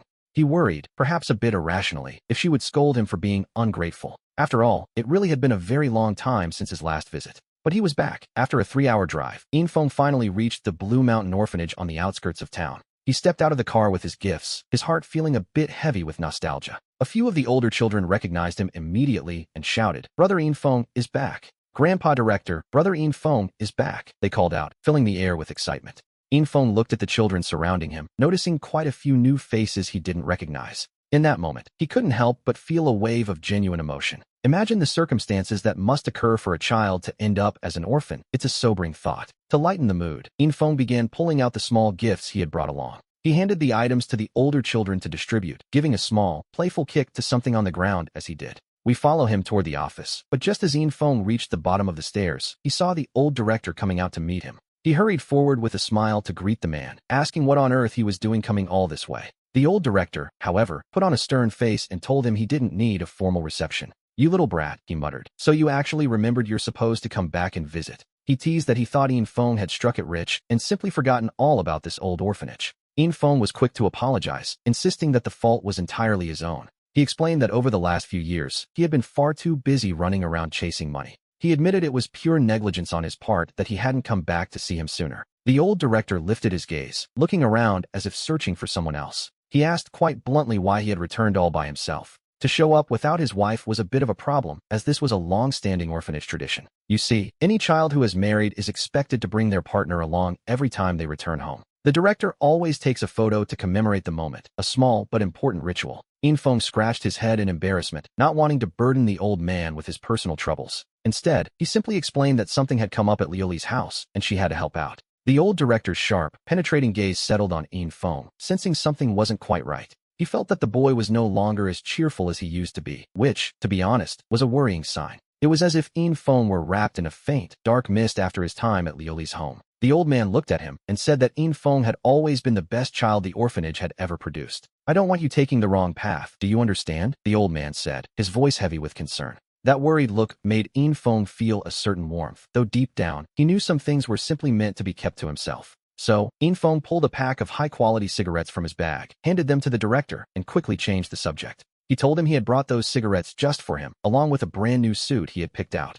He admitted he wasn't entirely sure of the exact size, so he had simply bought it based on his best memory. "Let's go see if it fits you," he suggested, trying to lighten the heavy atmosphere. With that, Infeng gently took the director by the arm and led him back into the office. In Chapter 14, we find the director asking about a man named Chun Hai. The old man was now wearing the new clothes Infeng had bought for him. Although he didn't explicitly say he liked them, the wide smile on his face told a different story. It showed he was quite satisfied, even as he told Infeng not to go to such trouble next time. He reminded the boy that earning money isn't easy, but Infeng just laughed, asking what else money was for. He waved his hand dismissively, remarking that if the old doesn't go, the new can't arrive, a classic bit of his logic. The director then shifted the conversation, mentioning he'd heard that Chun Hai had been causing some trouble in Modu. "Causing trouble?" Infeng repeated, looking at the director with genuine confusion. He wondered why Chun Hai hadn't mentioned it, but the director explained he'd been keeping an eye on him for years. According to the old man, that boy had always been the biggest troublemaker of the entire group. Not long ago, news reached him that Chun Hai had actually gotten into a fight and hit someone.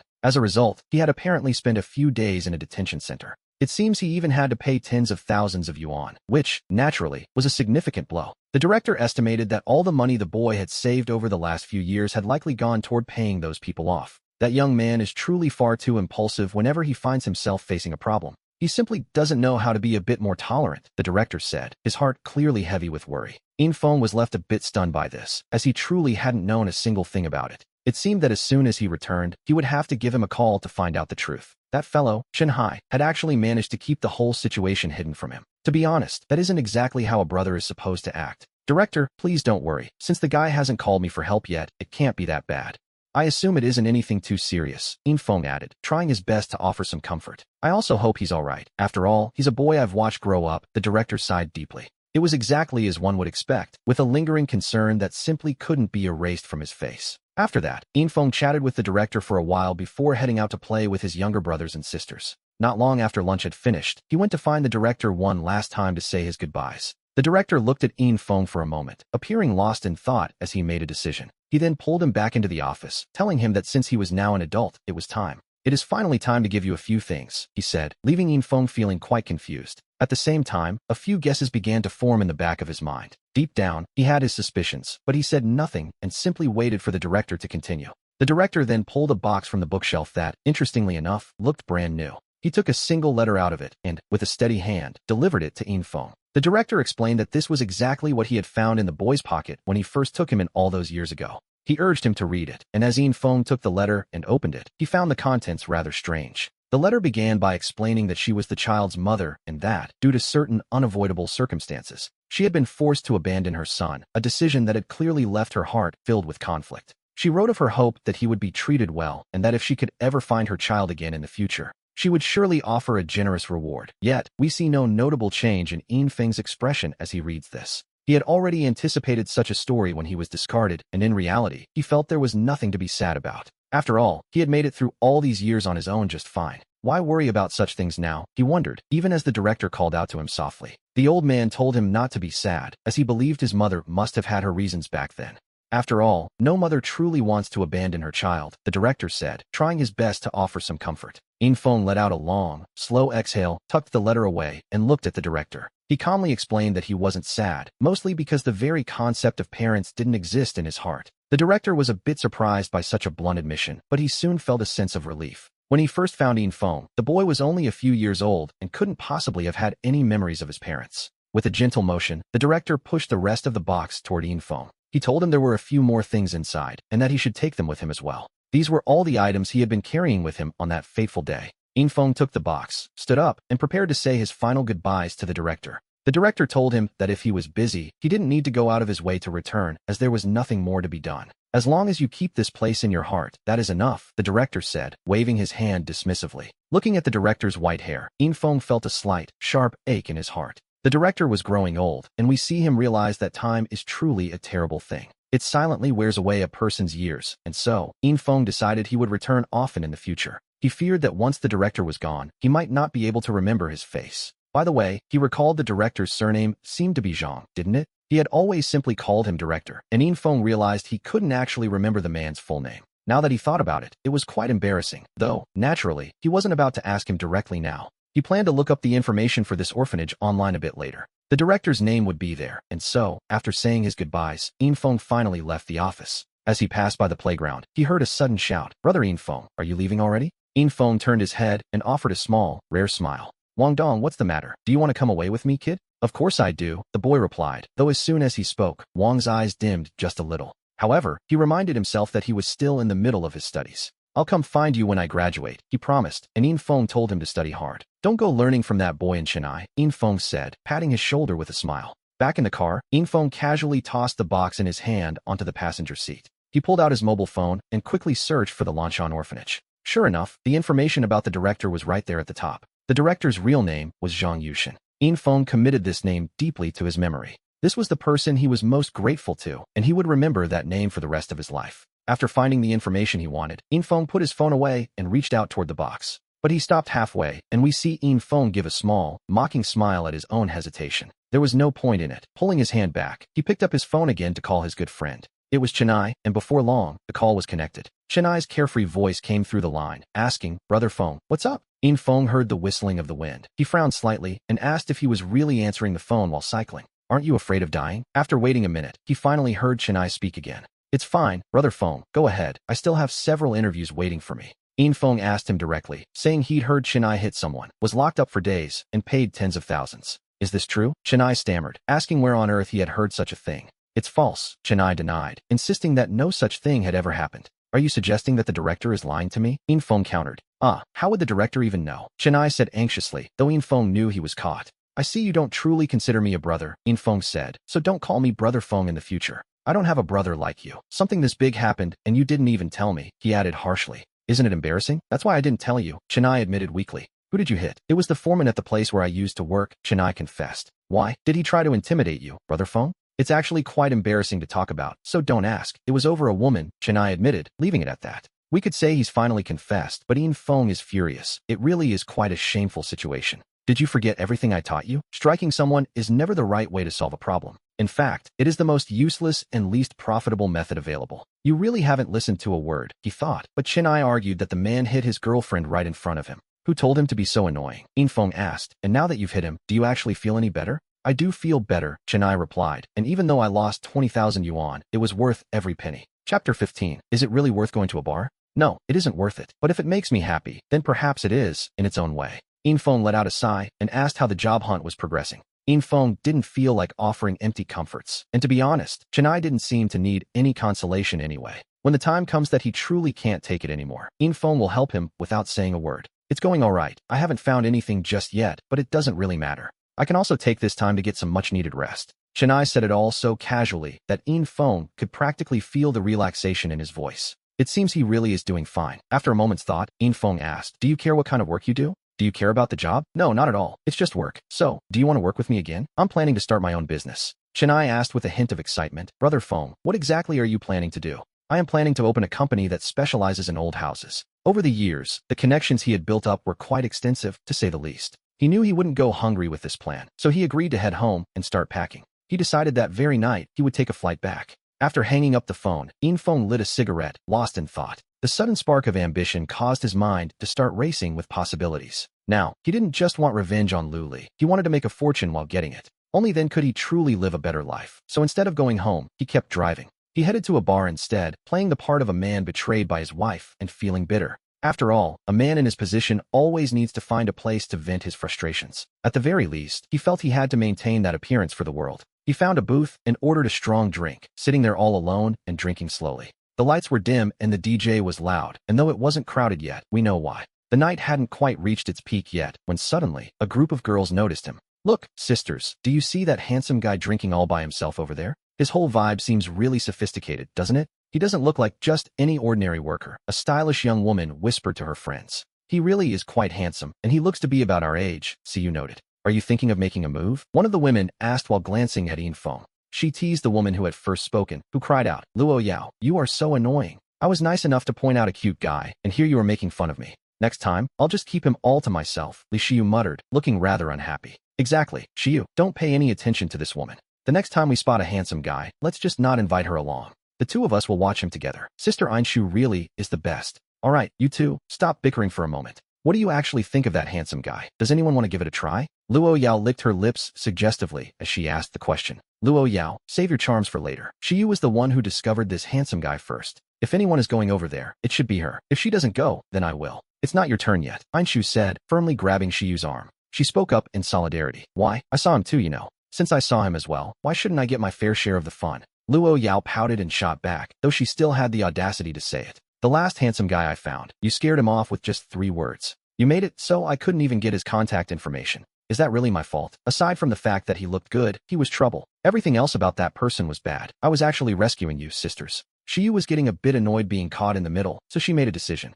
Oh, honestly, why are you two even arguing over this? I'll be the one to go and get his WeChat. By then, we'll see. The two of you will have to fend for yourselves. I was just waiting for you to say that, Sister Shiyu. Go quickly now. We'll be right here waiting for your triumphant return. And just like that, the two who seemed ready to tear each other apart a moment ago were perfectly fine. They both spoke up immediately with mischievous smiles on their faces. Li Shiyu was left feeling a bit confused. To be honest, she can be a little slow on the uptake sometimes. But even she realized that she had been completely played by her two friends. Is it really alright to play games like this? Best friends aren't supposed to sell each other out, Shiyu. What are you waiting for? If you don't get that handsome guy's WeChat today, dinner is on you.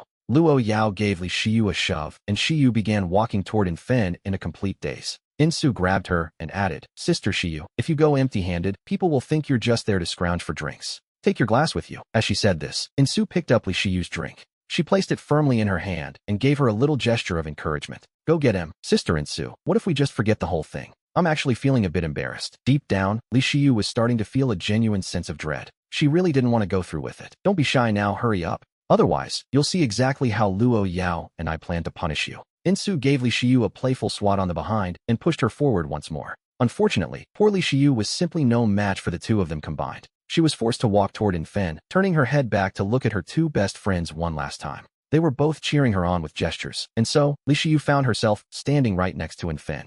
Infen, naturally, noticed her presence as well, but he said nothing. Li Shiyu took a deep breath and gently tapped on Infen's table with her hand. Hey there, handsome, would you mind if I sat down and had a drink with you? Infin looked at her with an ironic smile and replied that, aside from sitting on top of him, she could sit wherever she liked. A sudden spark flashed in Li Shiyu's eyes. Up close, this guy seemed even more handsome. As she thought this, her cheeks began to flush slightly. The moment Li Shiyu started talking, it was as if she had entered a completely different state of mind. She appeared generous and pure, yet carried a subtle, undeniable touch of charm. But Infin didn't pay much attention, telling himself that nothing she did would affect him, as he had no plans to play games. Listen, handsome, my name is Li Shiyu. And you, what's your name? Infin, we see that you're just sitting here drinking all by yourself. Is there something weighing on your mind? If you're willing to talk about it, you can tell me. Li Shiyu raised her glass, offering a small toast as a sign of respect. Infin finally looked up and stared directly into Li Shiyu's eyes. After a long half-minute of silence, he simply asked, "Are you married?" Married? To be honest, the question caught Li Shiyu completely off guard.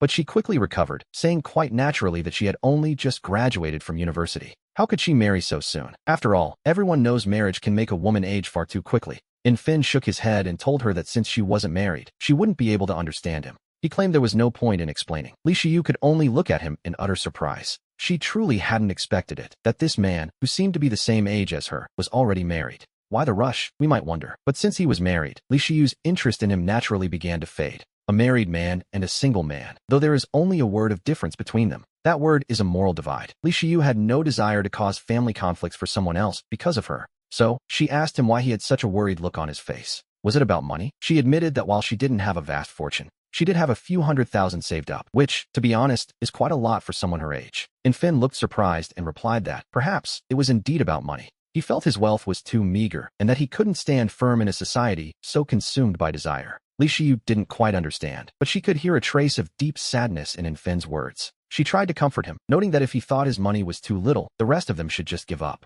She explained that she only managed to save a little over 10,000 yuan a year at her job. Chapter 16. Drunken Eyes. She reminded him that he was still young and that money could be earned slowly over time. The most important thing right now, she insisted, was to enjoy the joy that youth brings. Infin took one drink after another. His words sounded like those of an old man in the twilight of his life. Li Shiyu frowned. She found she didn't much like this side of him. To her, he was a man who didn't want to act like one, despite clearly being a young man near her own age. Why was he pretending to be so old and decrepit? And so, she spoke up with a hint of resistance. How is it, she asked, that you seem to know everything? Do you have children? She asked. Have you truly experienced birth, old age, sickness, and death? You don't understand, he replied. Sometimes, age isn't measured by one's appearance. Perhaps it is a single event that changes you, or perhaps it is just a fleeting moment. Suddenly, you simply realize that you have grown old. Li Shiyu looked at Infin with a touch of anger. She hadn't come here to listen to these grand, heavy theories. She had come to make friends, but now, it seemed quite clear. He wasn't exactly the right fit for a friend. Go ahead and drink alone, you insensitive man, she thought. I feel a generation gap between us, so I won't bother you anymore. Li Shiyu stood up and offered a brief apology for having disturbed him. This drink is on me, she said, but on second thought, she felt the need to remind him of something. Even though I don't know what happened to you, I still want to say one thing. Life is beautiful. Don't lock yourself in a cage over certain things. Besides, don't drink too much alcohol. It's bad for your health, she added. Infin paused, his hand frozen with the glass halfway to his lips, and watched Li Shiyu walk away. Was this merely the concern of a stranger? They were simple words, yet he felt his heart grow a little warmer. We see her return to her friends, where Qin Shui eagerly asked, "See you? How did it go? Was it a success?" "You're such a boy-crazy girl," Luo Yao teased. "You're so wealthy, yet you come to this small place to steal handsome guys? I'm telling you, this one is mine this time. You aren't allowed to steal him." Luo Yao playfully grabbed Qin Shui's mouth and began to drag her away. "What are you even going to do with them? All those handsome guys are just sitting in your WeChat contacts gathering dust. Aren't you exactly the same?" She shot back. "Look at your own phone. Who have you been messaging lately?" "I'm just keeping my options open," the other replied. "But aren't all your options already dead in the water?" "All right, that's enough. Don't fight," Li Shiyu interjected quickly. "I'm not chasing anyone right now." She was genuinely worried that these two might actually come to blows at any moment. Both of them turned their gaze toward Li Shiyu at the exact same time, looking quite surprised. "You aren't chasing anyone, see you? Really?" they asked in unison. "Are you planning on turning over a new leaf? I didn't even manage to get that handsome guy's number. He has something on his mind. I feel like he's suffering from a broken heart, so it's better if we don't bother him." "A broken heart? That's perfect," Luo Yao said eagerly. "Let me be the one to cure him." Li Shiyu simply offered a faint smile at Luo Yao's enthusiastic declaration. Deep down, she knew that Luo Yao was only joking, mostly, anyway. The two of them loved to tease. They were just a bit more talkative than most. "Listen, sisters, I called you out today for a reason," Li Shiyu reminded them. "It wasn't just to look at handsome guys. I found myself unemployed once again." "What am I supposed to do about my career?" she asked, her voice tinged with genuine worry. Qin Shui smiled mischievously. "See you, why don't you come to my house and be my exclusive nanny?" Eat with me, sleep nearby, and I'll pay you 3,000 a month, she offered playfully. That's just pocket change. With my high standards, I need at least 3 million a year, Li Shiyu countered. Meanwhile, Infin stepped out of the bar, swaying slightly. It was actually the peak hour for the nightlife crowd. But as we know, the busiest time is also the loudest, and he had heard quite enough for one night. Yanfeng's head felt as though it were about to explode from all the noise. Under normal circumstances, he rarely drank, but after a few glasses tonight, he suddenly felt the world begin to spin. He finally managed to call for a driver, and once the car arrived, he settled into the seat with a sense of relief. Boss, we've arrived, the driver said. Wake up, it's time to settle the fare. In a daze, Yanfeng opened his eyes and muttered that he wasn't going to stiff him, so there was no need to rush. He fumbled with his wallet in a stupor, eventually pulling out a bill and handing it over to the driver. Is this enough? He asked. If it's not, just say the word. Boss, this is only 10 yuan, the driver replied, looking at the small bill. It would be a lot closer to the actual fare if you swapped this for a red one. Despite the driver's quiet grumbling, Yanfeng managed to pull himself together enough to count out 100 yuan. After stepping out of the car, he made sure to shut the door firmly behind him. We see Yanfeng begin the long, unsteady trek toward his front door. Isn't that Xiaoyin? Why is he stumbling around like that? A neighbor might have wondered. He was clearly drunk, and as we know, alcohol is often the most effective tool for escaping a harsh reality. When one is lost in a drunken fog, it becomes much easier to forget everything else. Reeking of alcohol, Yanfeng finally reached his house and began to pound heavily on the door. Lili, come open the door, quickly, he called out. Honey, why did you drink so much? She asked as she appeared.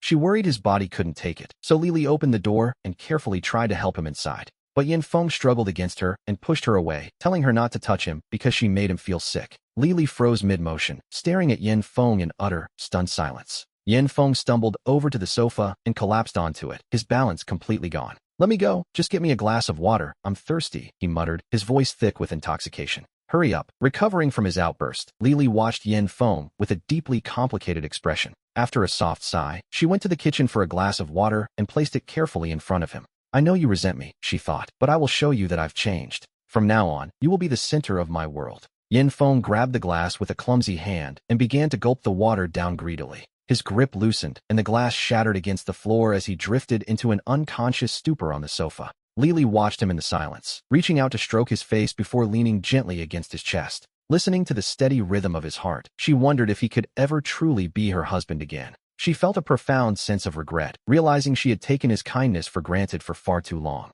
Only now did she understand that his love wasn't unconditional, and sadly, she had already lost it. After kissing his cheek, Lili pulled away from the familiar warmth of his chest and knelt down. She began to pick up the broken shards, and though she longed to stay in his arms, she knew she couldn't. She feared his anger should he wake to find her there. He could no longer stand her presence, it seemed. Perhaps time would be the only medicine capable of healing the deep wounds in Yanfeng's heart. All Lili could do now was endure until the day Yanfeng might find it in himself to fully forgive her. She knew it was a difficult path, as no man forgets such things easily, but she didn't expect perfection. She only prayed that he might one day forget the incident, but for now, the morning light was approaching. A parched throat and a violent wave of dizziness attacked Yanfeng the moment he struggled to wake up. A glass of water was held out to him as she asked softly, Husband, are you thirsty? I made some soup for your hangover, so please, drink it quickly. Yanfeng looked up at Lili, and we see his eyes light up at the sight of her maid outfit. One has to admit, Lili looked remarkably good in those clothes. It turns out Yanfeng had bought this particular outfit online just yesterday.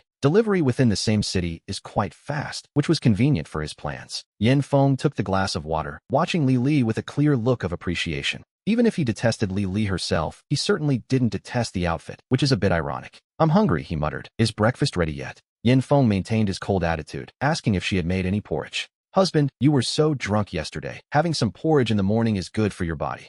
After taking a sip of water, Yanfeng stood up and made his way toward the dining table. Lili hurried forward with small, quick steps to pull out the chair for him before heading to the kitchen. She served a bowl of porridge and brought it over, carefully handing it to Yanfeng. In this posture, she truly did look the part of a devoted servant. In chapter 17, we find her asking, Husband, what do you want to do today? Standing behind him, Lili massaged his shoulders and back while offering to prepare his clothes. Go find me a set of casual clothes, he replied. I'm going to pick someone up today. Yanfeng closed his eyes and enjoyed the massage, simply asking, Is that all right? I'll go right now, Lili replied, choosing not to press him with any more questions. Equieniba recoger, de todos modos, ella ya no podía controlarlo. Yanfeng ese levanto, se ducho, yl olor alcohol ese disipo, salió del baño. Lili estaba parada en la puerta con la ropa. Lili quería acercarse para vestir a Yanfeng, pero Yanfeng directamente de su mano. Sacó la ropa, yo mismo, luego añadió. Vi a comprar algo de comida, al mediodía invitar a alguien a comer.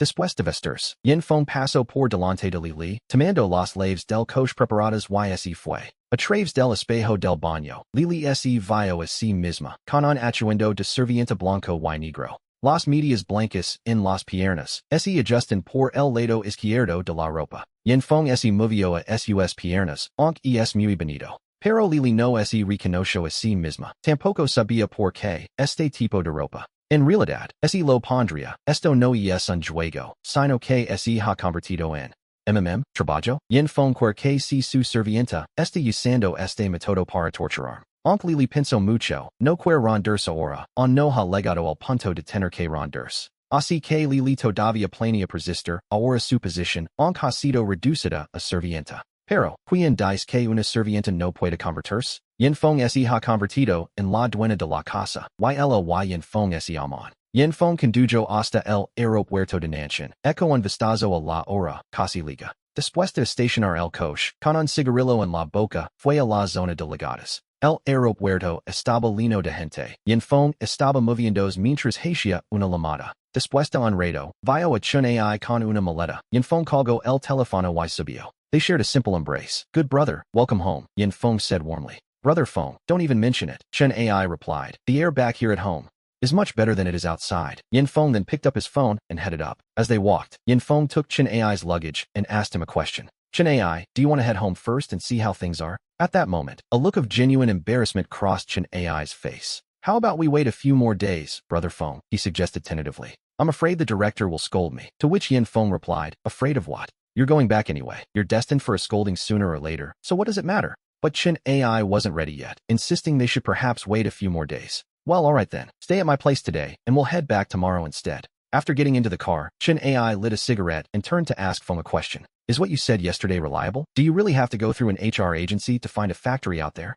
Are you still unclear on the rules here? Yin Feng asked, perhaps a bit ironically. I understand it, Chun Ai replied. I understand it all too well. After all, I've been working in that factory for 3 long years now. I alone have contributed at least 40 or 50,000 yuan to their pockets. Chun Ai looked pained, as if the loss of that money was a physical weight on him. As for the motorcycle situation, it served as a perfect example of how things worked. The local employment agency had already reached a cooperation agreement with the other firm. Whenever these factories find themselves in need of new employees, they will reach out directly to a labor agency instead of hiring workers themselves. On one hand, it is simply much faster to do things this way. On the other, it allows the factory to avoid a great deal of administrative trouble. Through this agency, the employees introduced will have several yuan taken from their hourly wages. This, quite simply, is the primary profit model for the labor agency. Yin Feng continued, telling him not to worry about building the necessary connections. Back when he worked in sales, he had become familiar with most of the factory leaders in the area. In any case, he assured him that following his lead wouldn't result in any lost money. Chun Ai smiled, waving his hand dismissively as he addressed him as Brother Feng. He didn't mean it that way, as he knew deep down that Feng would never treat him poorly. However, he worried that establishing these relationships would cost a fortune in the early stages. He mentioned he still had 200,000 yuan left, wondering if it would be enough. Yin Feng considered this while driving and began to break down the numbers. By his calculations, they would first spend a few thousand yuan to rent the company's space. After that, they would need to find a prime location to rent out a storefront. This would likely cost them between 3 and 4,000 yuan every month. When everything was added up, the total cost would be between 1 and 200,000 yuan. Beyond that, he expected the cost of building social connections to be around 50,000 yuan. The remaining hundreds of thousands would be more than enough for any emergencies that might arise. That sounds good, Chun Ai replied, clearly relieved. So, when do we actually start working? There's no rush, you've only just returned, Yin Feng replied, suggesting they wait until after his visit to the orphanage. He noted that he still needed to spend the next few days gathering more information and doing his research. We see them driving back to the community, and after parking the car, they prepare to head inside. As Yin Feng walked Chun Ai home, they happened to cross paths with Aunt Wang once again. Xiao Feng, about what I mentioned before, have you given it any more thought? She asked immediately. She warned him that if he didn't make a decision soon, her high-quality resources would surely be snatched up. Others will take her away, she insisted, prompting Yin Feng to offer a playful smile in return. Aunt Wang, I really do appreciate it, because I feel as though you're just like a mother to me. You haven't been sleeping well lately because you're so worried about my personal life, have you? I haven't slept well at all. I promised that girl I'd introduce her to a handsome young man, she complained. And as it turns out, you haven't given me a single answer over these last few days. Yin Feng leaned in closer to her and lowered his voice to a conspiratorial whisper. Aunt Wang, you really don't have to work so hard to find me a girlfriend. To be honest, I think your own daughter is actually quite wonderful, he teased. She's very cute. I don't suppose you think I might have a chance with her. Aunt Wang laughed and scolded him affectionately, calling him a stinky brat for even suggesting it. My daughter is far too young. She's only 15 years old, she reminded him with a grin. If she were older, I would have probably let her chase after you myself. You'll have to pick someone else, she concluded, though in her mind, age was clearly the only real obstacle. I can wait until she grows up and it's all legal, Yin Feng joked, clearly enjoying the banter. He even teased that it would be a mercy if he were just a little bit more handsome for her. Now, if anyone else had said this, Aunt Wang would have likely chased them off with a broom. But Yin Feng had a way with her, and she simply laughed, though she insisted she couldn't let him wait. At that moment, Chen Ai stepped forward and asked, Auntie, why don't you introduce someone to me? I'm single too, you know, he added, leaving Aunt Wang looking at him with a confused expression. And who might you be? She asked, prompting Yin Feng to introduce him as his brother, Chen Ai. Aunt Wang, my brother's prospects are actually quite good, Yin Feng added helpfully. Why not find a girlfriend for him as well? He suggested, making her wonder what was going on. What is this? Are you two treating me like a professional marriage agency now? She joked. She warned them, with a playful glint in her eye, that she'd have to start charging them a fee. Money is no object, Yin Feng replied. If you can find him a match, I'll make it worth your while. He even promised that Chen Ai would bring her a massive pork hock as a thank you gift. Amused by the offer, Aunt Wang began asking Chen Ai about what kind of girls he actually liked. As she turned to head off for her grocery shopping, Yin Feng called out to her one last time. Aunt Wang, go home and tell your daughter not to start dating anyone too early. Just tell her she's already engaged, he shouted, earning a shout back to stop messing with her daughter. You two aren't a match, Aunt Wang yelled back over her shoulder without even looking at him. Chen Ai gave a wry, slightly pained smile and turned to his friend. Brother Feng, I didn't realize you had a thing for the younger type. A Lolita fan are we? He teased. Don't mess with my daughter, Qin Feng scolded, giving him a playful kick. To an outsider, the exchange might have seemed quite strange. Go to hell, he added with a laugh. I don't have those kinds of intentions. He explained that Aunt Wang had been pressuring him to get a divorce every single day. I'm a bit fed up with it. I think after this, she won't be setting her sights on me anymore. Chen Ai held back a smile and didn't reply, knowing that being like brothers didn't mean they could speak without any filters. And so we moved to chapter 18, back to the orphanage.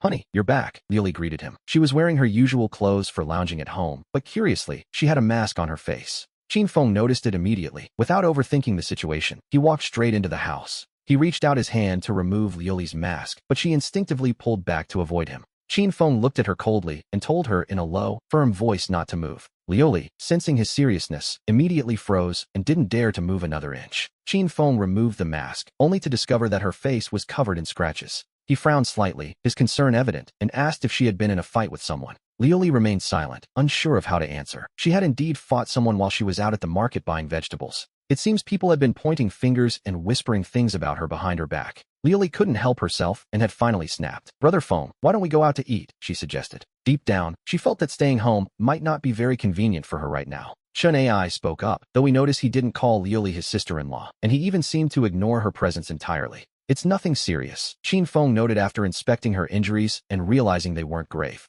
Clean yourself up and then go cook, he said, adding, and next time, try not to get into fights with anyone. I'm not going to pull your chestnuts out of the fire for you, he added, making it clear she was on her own. Liuli felt a sudden wave of sadness wash over her. Nowadays, she didn't even receive a basic show of concern. Secretly distressed by his coldness, she turned away and headed into the kitchen. The rhythmic sound of vegetables being chopped became her only way to vent her mounting frustration. Meanwhile, Qin Feng led Chen Ai to the sofa, grabbed a few beers from the fridge, and called him a good brother. It's been so many years since we last saw each other, he said. Today, we're going to have a proper drink. Chen Ai took the beer, though his expression remained serious as he spoke in a low, cautious voice. Brother Feng, are you really going to do this? What if something goes wrong? She isn't worth the risk, he argued, causing Qin Feng's expression to darken instantly as he replied.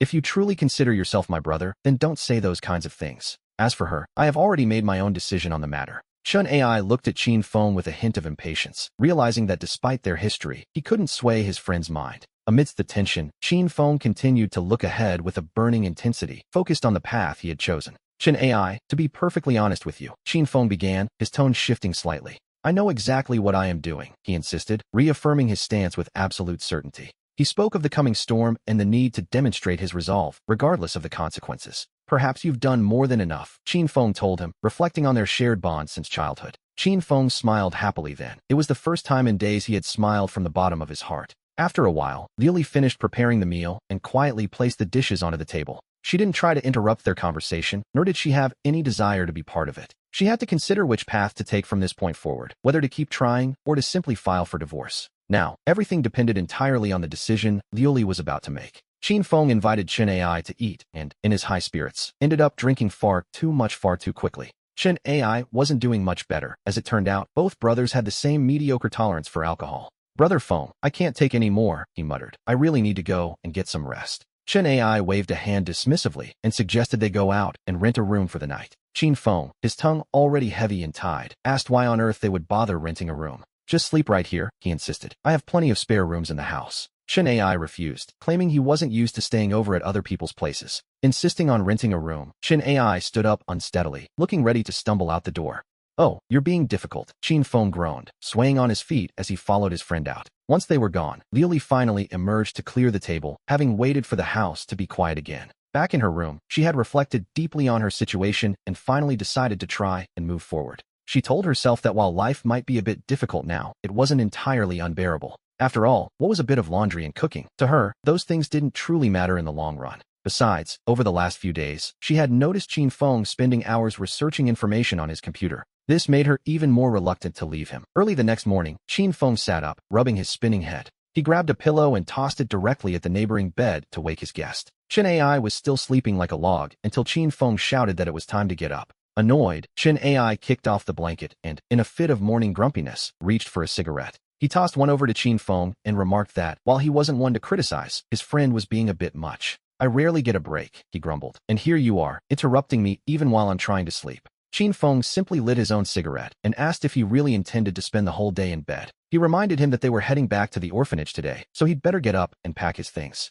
After washing up, we see Qin Feng and Chen Ai heading downstairs to grab a quick bite to eat. From there, they made a trip to the mall to stock up on supplies before returning briefly to the residential complex. Qin Feng grabbed his car keys and drove Chen Ai directly toward the Lanshan orphanage. As the orphanage drew closer, Chen Ai began to feel a bit nervous and turned to his friend. "Brother Feng, do you really think the director will be happy to see me back?" he asked tentatively. He worried aloud if she might scold him, but Qin Feng just laughed at the idea of a mere scolding. "She'll probably hit you," Qin Feng teased, and a flash of embarrassment crossed Chen Ai's face as he recalled his childhood fears. He lit another cigarette to hide his nerves, muttering that if she wanted to hit him, he'd just have to take it. He accepted that he probably deserved it anyway, just as Qin Feng pulled the car into the orphanage grounds. The car had barely come to a stop before a large group of children surrounded them, cheering that Brother Feng was back. They were already celebrating the snacks they knew were coming as the two men stepped out of the vehicle. Qin Feng pulled Chen Ai along and told the kids they could have the snacks, provided they followed the rules for sharing. The children soon realized that Brother Chen Ai had returned as well, adding to the morning's excitement.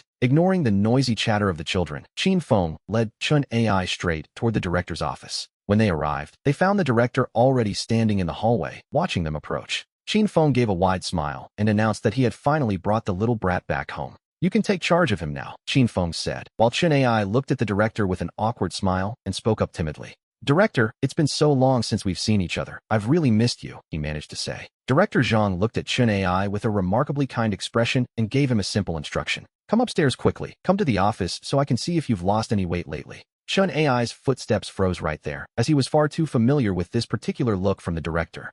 In his experience, every single time the director was about to give him a beating, she looked exactly like that. But since he had already come this far, Chen Ai braced himself and prepared for the inevitable blow. He began to climb the stairs, one slow, reluctant step at a time. Qin Feng just stood to the side, smiling silently, having witnessed this exact scene many times before. Whenever Chen Ai was being disciplined, Qin Feng was always right there, watching from the sidelines. "Don't be so nervous," he teased. "You've been hit so many times anyway, one more won't hurt." As Qin Feng offered this questionable comfort, Chen Ai muttered that this time was different. He was an adult now, and being scolded or hit by the director would be more than a little embarrassing. Chen Ai made a miserable face, but Qin Feng told him not to worry, promising he wouldn't tell a soul. "No one else will ever know," Qin Feng said, patting Chen Ai on the shoulder with a mischievous glint in his eye. Chen Ai's face darkened as he realized why his friend had been so proactive about bringing him back. Was it all just to watch the show? "Brother Feng, you're going to lose me as a friend if you keep this up." He suggested that, in that case, Qin Feng should at least help him block some of the director's blows. "Don't worry, I won't let her hit you too much," Qin Feng replied, finally showing a bit of mercy. After all, as he reminded him, Chen Ai still had quite a lot of work to get through tomorrow.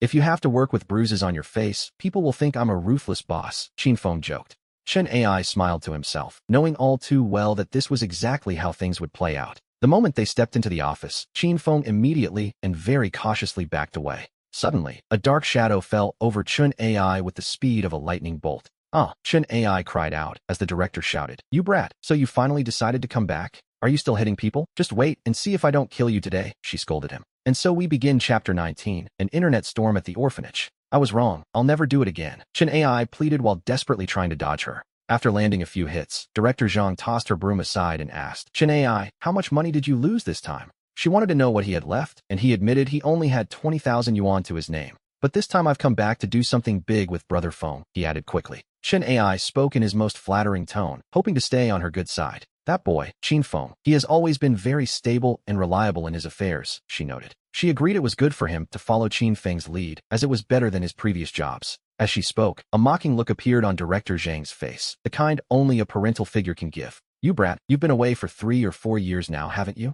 And you've only saved 40,000? Have you been living like a dog all these years? Look at Qin Feng. He's also worked for about 3 years, and now he has both a house and a car." Chun Ai tried to mutter a quiet rebuttal, but she snapped. "Do you still dare to talk back to me?" She reminded him that even if Qin Feng was paying in installments, his assets totaled over 600,000. "And then we have you. Do you really have the nerve to say that to me, Director? Calm down. I know Feng is capable, but you don't always have to compare me to him," Chun Ai muttered.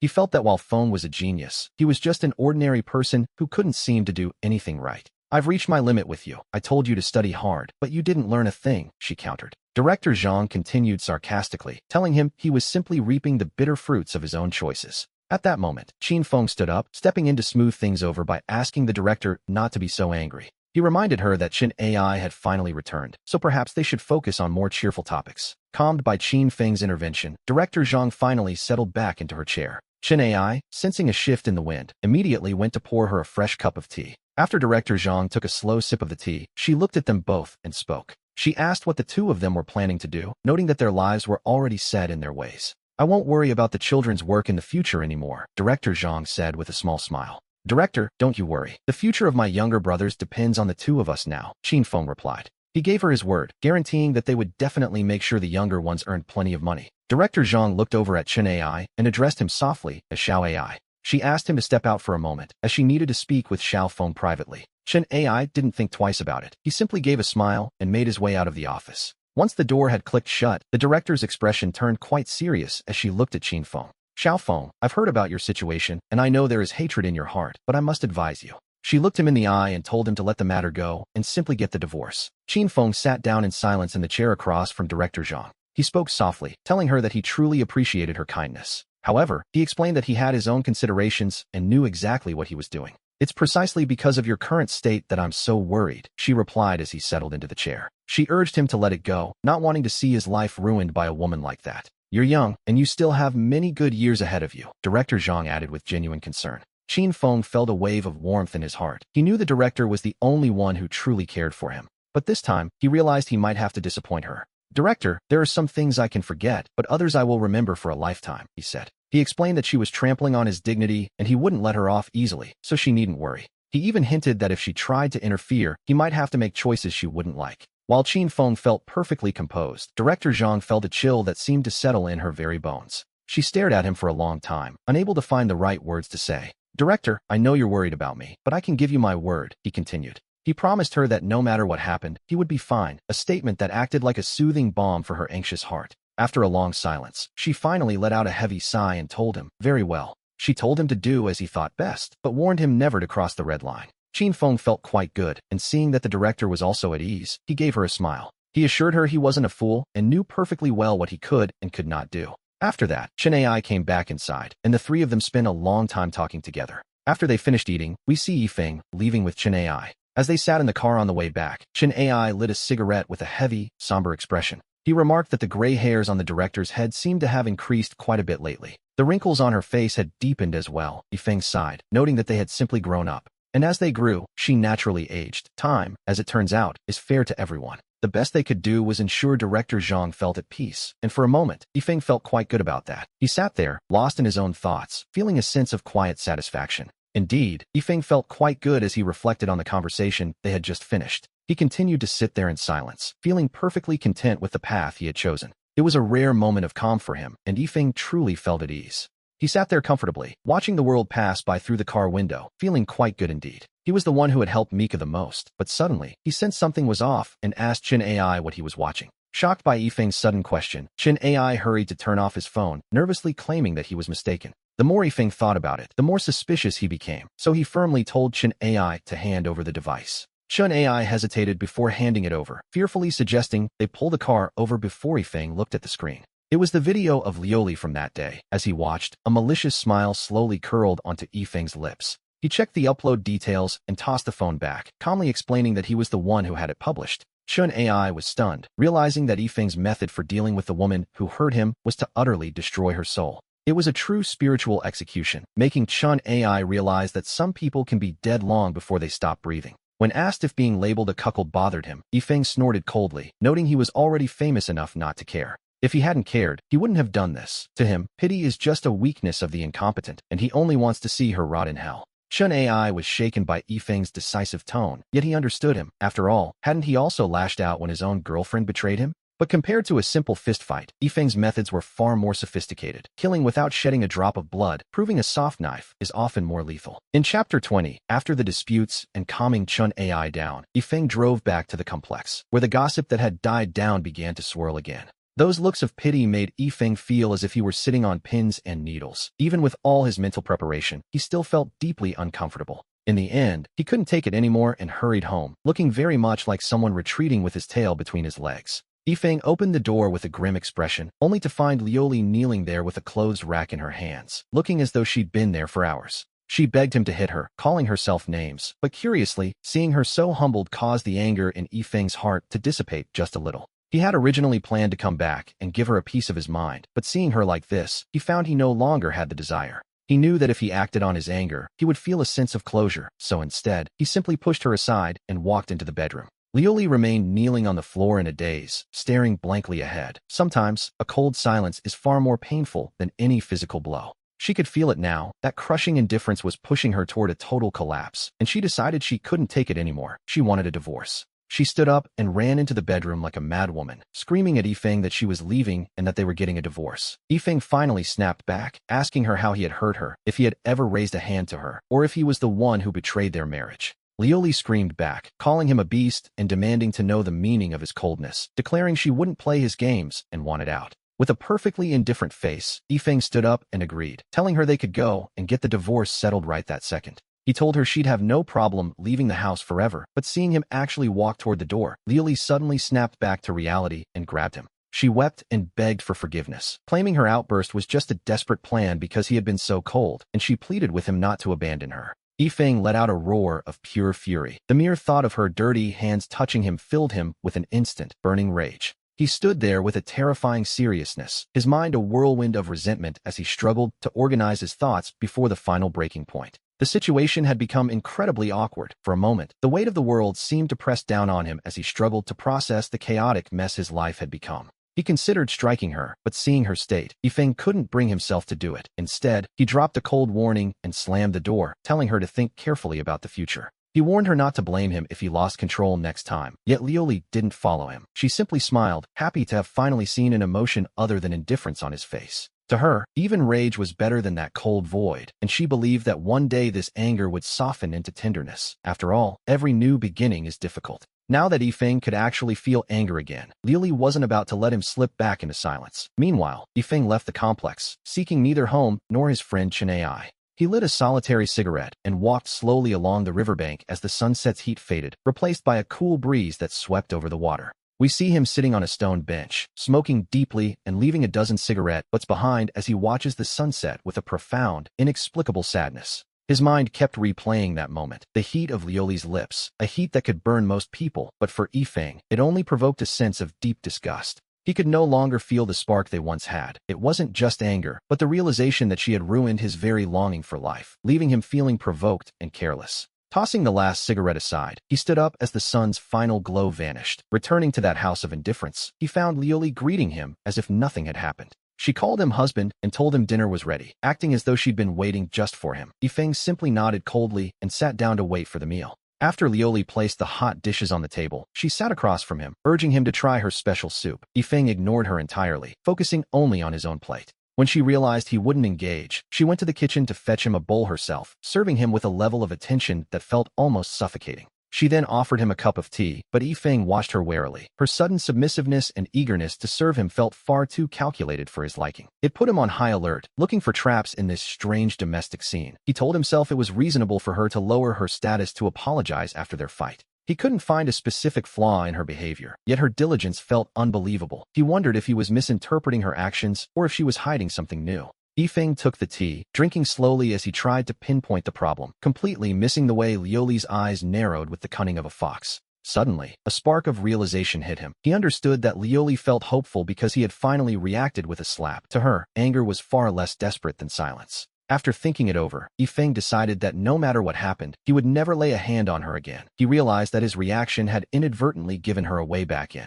He realized he needed to step back and regain his composure, as the coldness of the tea in his hand seemed to mirror the chilling realization of the game she was playing. The tea had gone cold, and Yifeng's gaze was just as icy as he looked at Liuli, telling her to go do whatever she had to do, but to stay out of his sight while he tried to think. She agreed immediately, promising to disappear, and as she retreated to the bedroom, Yifeng pulled out his laptop to begin searching for information. He felt a bit lost among his documents and decided it was best to review everything. However, after 2 hours of searching, he suddenly noticed a strange, rising heat in his body. It was odd, considering May had barely begun. How could it be this hot at night? And so, we reach a turning point where Yifeng headed to the bathroom to cool down. He tried the cold water but found it too jarring, so he adjusted it to be warmer. Yet, just as he was beginning to wash, the bathroom door swung open to reveal Liuli. She was wearing a sensual, provocative nightgown, appearing through the steam like a figure from a painting. Yifeng stared, dazed, realizing this sensation was anything but normal. We see the eternal conflict of man, where body and mind seem to operate as entirely separate entities. Liuli looked at him, her face flushed, and offered to help him bathe.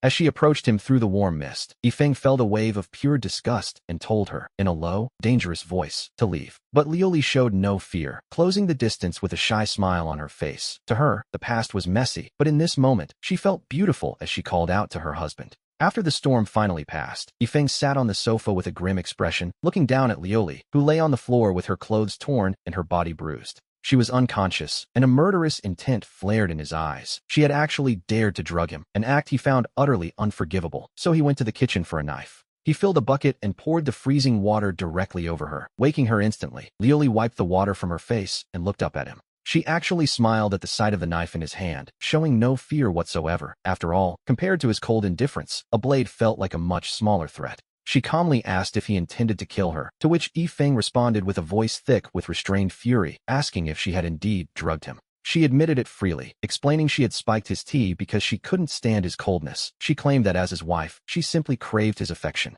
Yifeng snapped, asking what right she had to say that now. Back when he loved her, she had betrayed him, trampling his heart into the dirt at her own whim. He shouted that she was the one who abandoned his feelings, and in his rage, the kitchen knife cut deep into the furniture. Liuli flinched, visibly shaken by the blow. She quickly regained her composure, admitting the betrayal but insisting she still loved him. She claimed she and Zhao Bian only wanted to steal the man's dirty money. She argued that everything they owned was bought with Yifeng's money and that her own family was poor. She claimed she only wanted to help relieve the pressure he felt. She insisted that even though her methods were wrong, her goal was to help him, a truly absurd justification, but in her mind, she was convinced he needed her. The kitchen knife flew from his hand, striking the television on the wall and sending a shower of sparks flying. It was a scene of pure, unbridled chaos. Neighbors began to shout, telling them to just get a divorce if they couldn't get along. Yifeng roared for them to shut up, while Liuli simply closed her eyes. She knew that some things only grow darker the more you explain them. Meanwhile, Yifeng went to the bedroom, dressed himself, and threw a garment at her, ordering her to get dressed.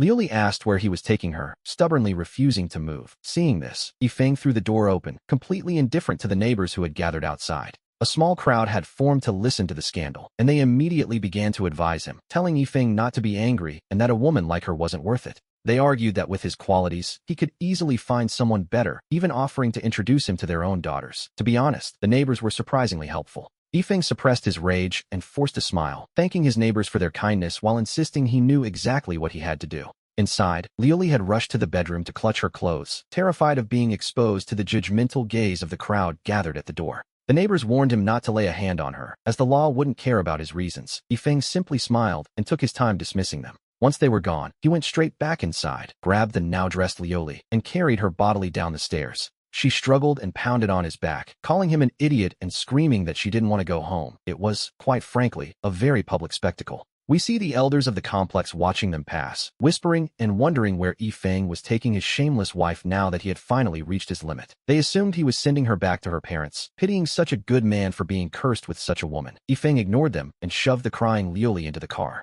He used a leather belt to tie her hands behind her back, ignoring her screams as he drove straight out of the residential complex. Liuli begged him to stop, asking if he really wanted her to be publicly shamed and pleading for a shred of dignity in front of her family. She promised to be his slave and let him abuse her if they could just go back. Her cursing had turned into desperate pleading as they drew closer to her hometown. Imagine the place you fear most in the world. For Liuli, that was her parents' house, where she was certain they would tear her apart. Yifeng turned a deaf ear to her cries as he drove through the thick night. Eventually, she grew hoarse and simply lay in the back seat, staring blankly. An hour later, they arrived at his father-in-law's house. Yifeng got out and knocked on the door, calling for his in-laws to wake up. Before long, Lu Hua opened the door with a smile, surprised to see him so late. Yifeng apologized for the intrusion, announcing he had brought Liuli back. Yifeng mentioned he would be leaving shortly. As he spoke, he pulled Liuli from the back seat and untied the belt binding her hands, telling his father-in-law he was heading out. He tossed the belt aside and climbed back into the car, driving away before Lu Hua could even react. And so, we begin a new chapter for the family.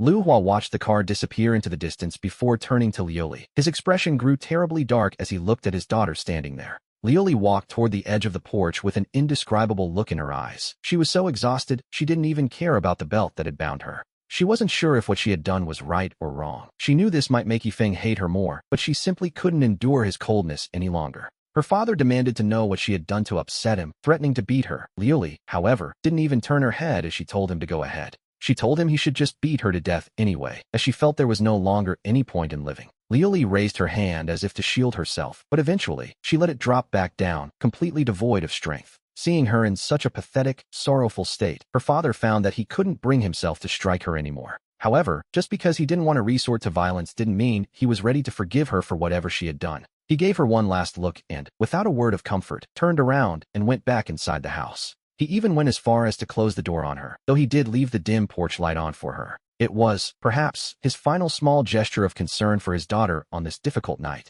Liuli stood shivering in the cold night wind, but deep down, her heart was aching far more than her body. She wondered how Yifeng could be so relentless, telling herself that everything she had done was out of love for him. "Why are you doing this to me?" she whispered softly to the empty night air. After a while, her legs began to go numb from crouching there in the dark. She picked up the leather belt from the ground and sat on a low bench under the eaves, bathed in that faint, dim light. Her shadow stretched long across the ground until, late into the night, the door opened and her mother, Wang Xiuqing, appeared in her pajamas. Looking at Liuli trembling on the bench, the older woman could only let out a heavy sigh. "Daughter, do you finally understand what it means to be sorry?" her mother asked softly. "Mom, I truly regret it. I should never have done this in the first place," Liuli replied through her tears. She lamented that the home they had only just begun to build together was now completely shattered. She felt certain she could never get it back, to which her mother simply sighed. "Oh, just come inside." Wang Xiuqing draped some clothes over Liuli's shoulders and helped her up, wondering what Yifeng was thinking. No matter what happens, Liuli is her own flesh and blood, even if she has made many terrible mistakes. She is her daughter, after all, and that is a fact that simply cannot be changed. By the time Liuli finally settled back into the house, it was past midnight, yet the fire of resentment in her heart refused to go out. In fact, the more she dwelled on the night's events, the angrier she became. She couldn't believe that woman had actually terrified her so much she'd lost control of herself. How did she dare? She muttered, realizing that she would have to be far more daring herself from now on. It seemed she would have to start protecting her own interests much more carefully in the future. And so, we move forward to a morning where Liuli was suddenly jolted awake by the ringing of her phone. "Brother phone, where are you right now?" a voice asked. "I'm coming to find you." It was Chenai's voice on the other end. Liuli rubbed her eyes, trying to clear the sleep away. "I'm still here," she answered tiredly, to which the reply came, "Just wait a moment. I'll come pick you up right away," the voice said, and with that, Liuli hung up the phone. She got up quickly, dressed herself, and washed her face to prepare for the day ahead. At 9 in the morning, Liuli finally left the house, and just as she was getting into the car, her phone began to ring once again, signaling that her morning was about to get even busier. She picked it up and saw that it was her father-in-law, Lu Hua, who was calling. Liuli hesitated for a moment, but in the end, she decided to answer anyway. "Charlene, what exactly is going on?" he asked. "Have you two had a fight?" he continued, to which she simply replied, "Dad, ask your daughter yourself. I'm busy right now and don't have time to chat with you." Liuli drove to pick up Chenai, realizing that sometimes a firm attitude is necessary. A little bit of strength, as it turns out, can help one maintain the initiative. After all, a relationship with one's elders doesn't always depend on constant people-pleasing. After a long silence, Lu Hua asked cautiously, Xiaoyin, are you thinking about getting a divorce? The right to divorce isn't in my hands. If Liuli wants to move forward, she can come back. If she feels that living with me is a source of shame, she can also choose divorce. From that point on, we will be strangers. After saying this, Yifeng hung up the phone without giving Lu Hua a chance to say another word. Back in Liujiao village, Lu Hua stared at the phone that had already gone silent. He let out a helpless sigh and lit a cigarette, feeling a deep sense of confusion. To be honest, Yifeng's current attitude left him feeling more than a little perplexed. The sheer amount of suppressed anger Yifeng had shown last night had truly frightened him. Lao Lu, what did Xiaofeng say? Wang Xiuqing asked, hoping for some clarity. Xiaoyin didn't say anything. He told us to ask Liuli ourselves. Oh, I just don't know what happened last night, he muttered, still lost in thought. She seemed so angry. Lu Hua looked toward the door of Liuli's room with a heavy heart. He spoke with a sense of helplessness, noting that she was becoming more difficult by the day. I've already told her to please Xiaofeng, yet she still finds ways to make him this upset. It was clear to him that, at this point, her future depended entirely on Xiaofeng's favor. Why can't she understand that? Wang Xiuqing added, her voice tinged with her own irritation. Is she still sleeping? Go and wake her up right now, she commanded. She wanted to demand an explanation from her daughter for whatever shameful thing she had done this time. Wang Xiuqing recalled how Liuli had been shivering from the cold last night, having finally fallen asleep in the early hours. Perhaps she hadn't even slept at all. In that moment, Wang Xiuqing felt a flicker of pity for her. She could sense Liuli's deep regret, but some things, as we know, are truly not that easy to forgive. What are you doing just standing there? Well, she snapped at her husband. Do you feel sorry for her? Seeing her old husband hesitating, she walked toward Liuli's room herself. She knew that if she didn't teach her daughter a lesson today, there would likely be no peace in the house. She knocked on Liuli's door, calling out for her to get out of bed. Your father is looking for you, she said, but half a minute passed without a single sound from inside. There was only silence, as if the room were empty, so Wang Xiuqing decided to simply walk in. But when she turned the handle, she suddenly discovered that the door was locked from the inside. That locked door, combined with her daughter's fragile state last night, sparked a dark suspicion in her heart. She began to pound on the door with all her might, shouting, Liuli, what are you doing in there? Open the door, quickly. Lu Hua heard Wang Xiuqing's panicked voice and realized immediately that something was terribly wrong. He grabbed an iron hammer, rushed up the stairs, and began to strike the door with it. After finally breaking in, we see Liuli lying on the bed, her face a ghostly shade of pale. Lu Hua approached her slowly and placed his hand against her forehead. It was cold, very cold, and not the kind of cold one expects from a living person. With trembling hands, he lifted the quilt, hoping to find a pulse. As he pulled it back, he discovered the entire bed was soaked in blood. Lu Hua's pupils constricted in sudden, sharp terror at the sight. Wang Xiuqing let out a scream, wanting to pull Liuli into her arms, but fearing she might only hurt her more. Stop screaming. Call your eldest brother quickly and get to the hospital, he ordered. After his outburst, Lu Hua calmed himself slightly and carefully took Liuli's blood-covered hand, unsure if the bleeding had truly stopped. At the very least, there was no fresh blood flowing now as he looked down at her. With a flicker of hope in his eyes, he took her other hand and searched carefully for any sign of life. After a long, tense moment, Lu Hua finally allowed himself a heavy sigh of relief.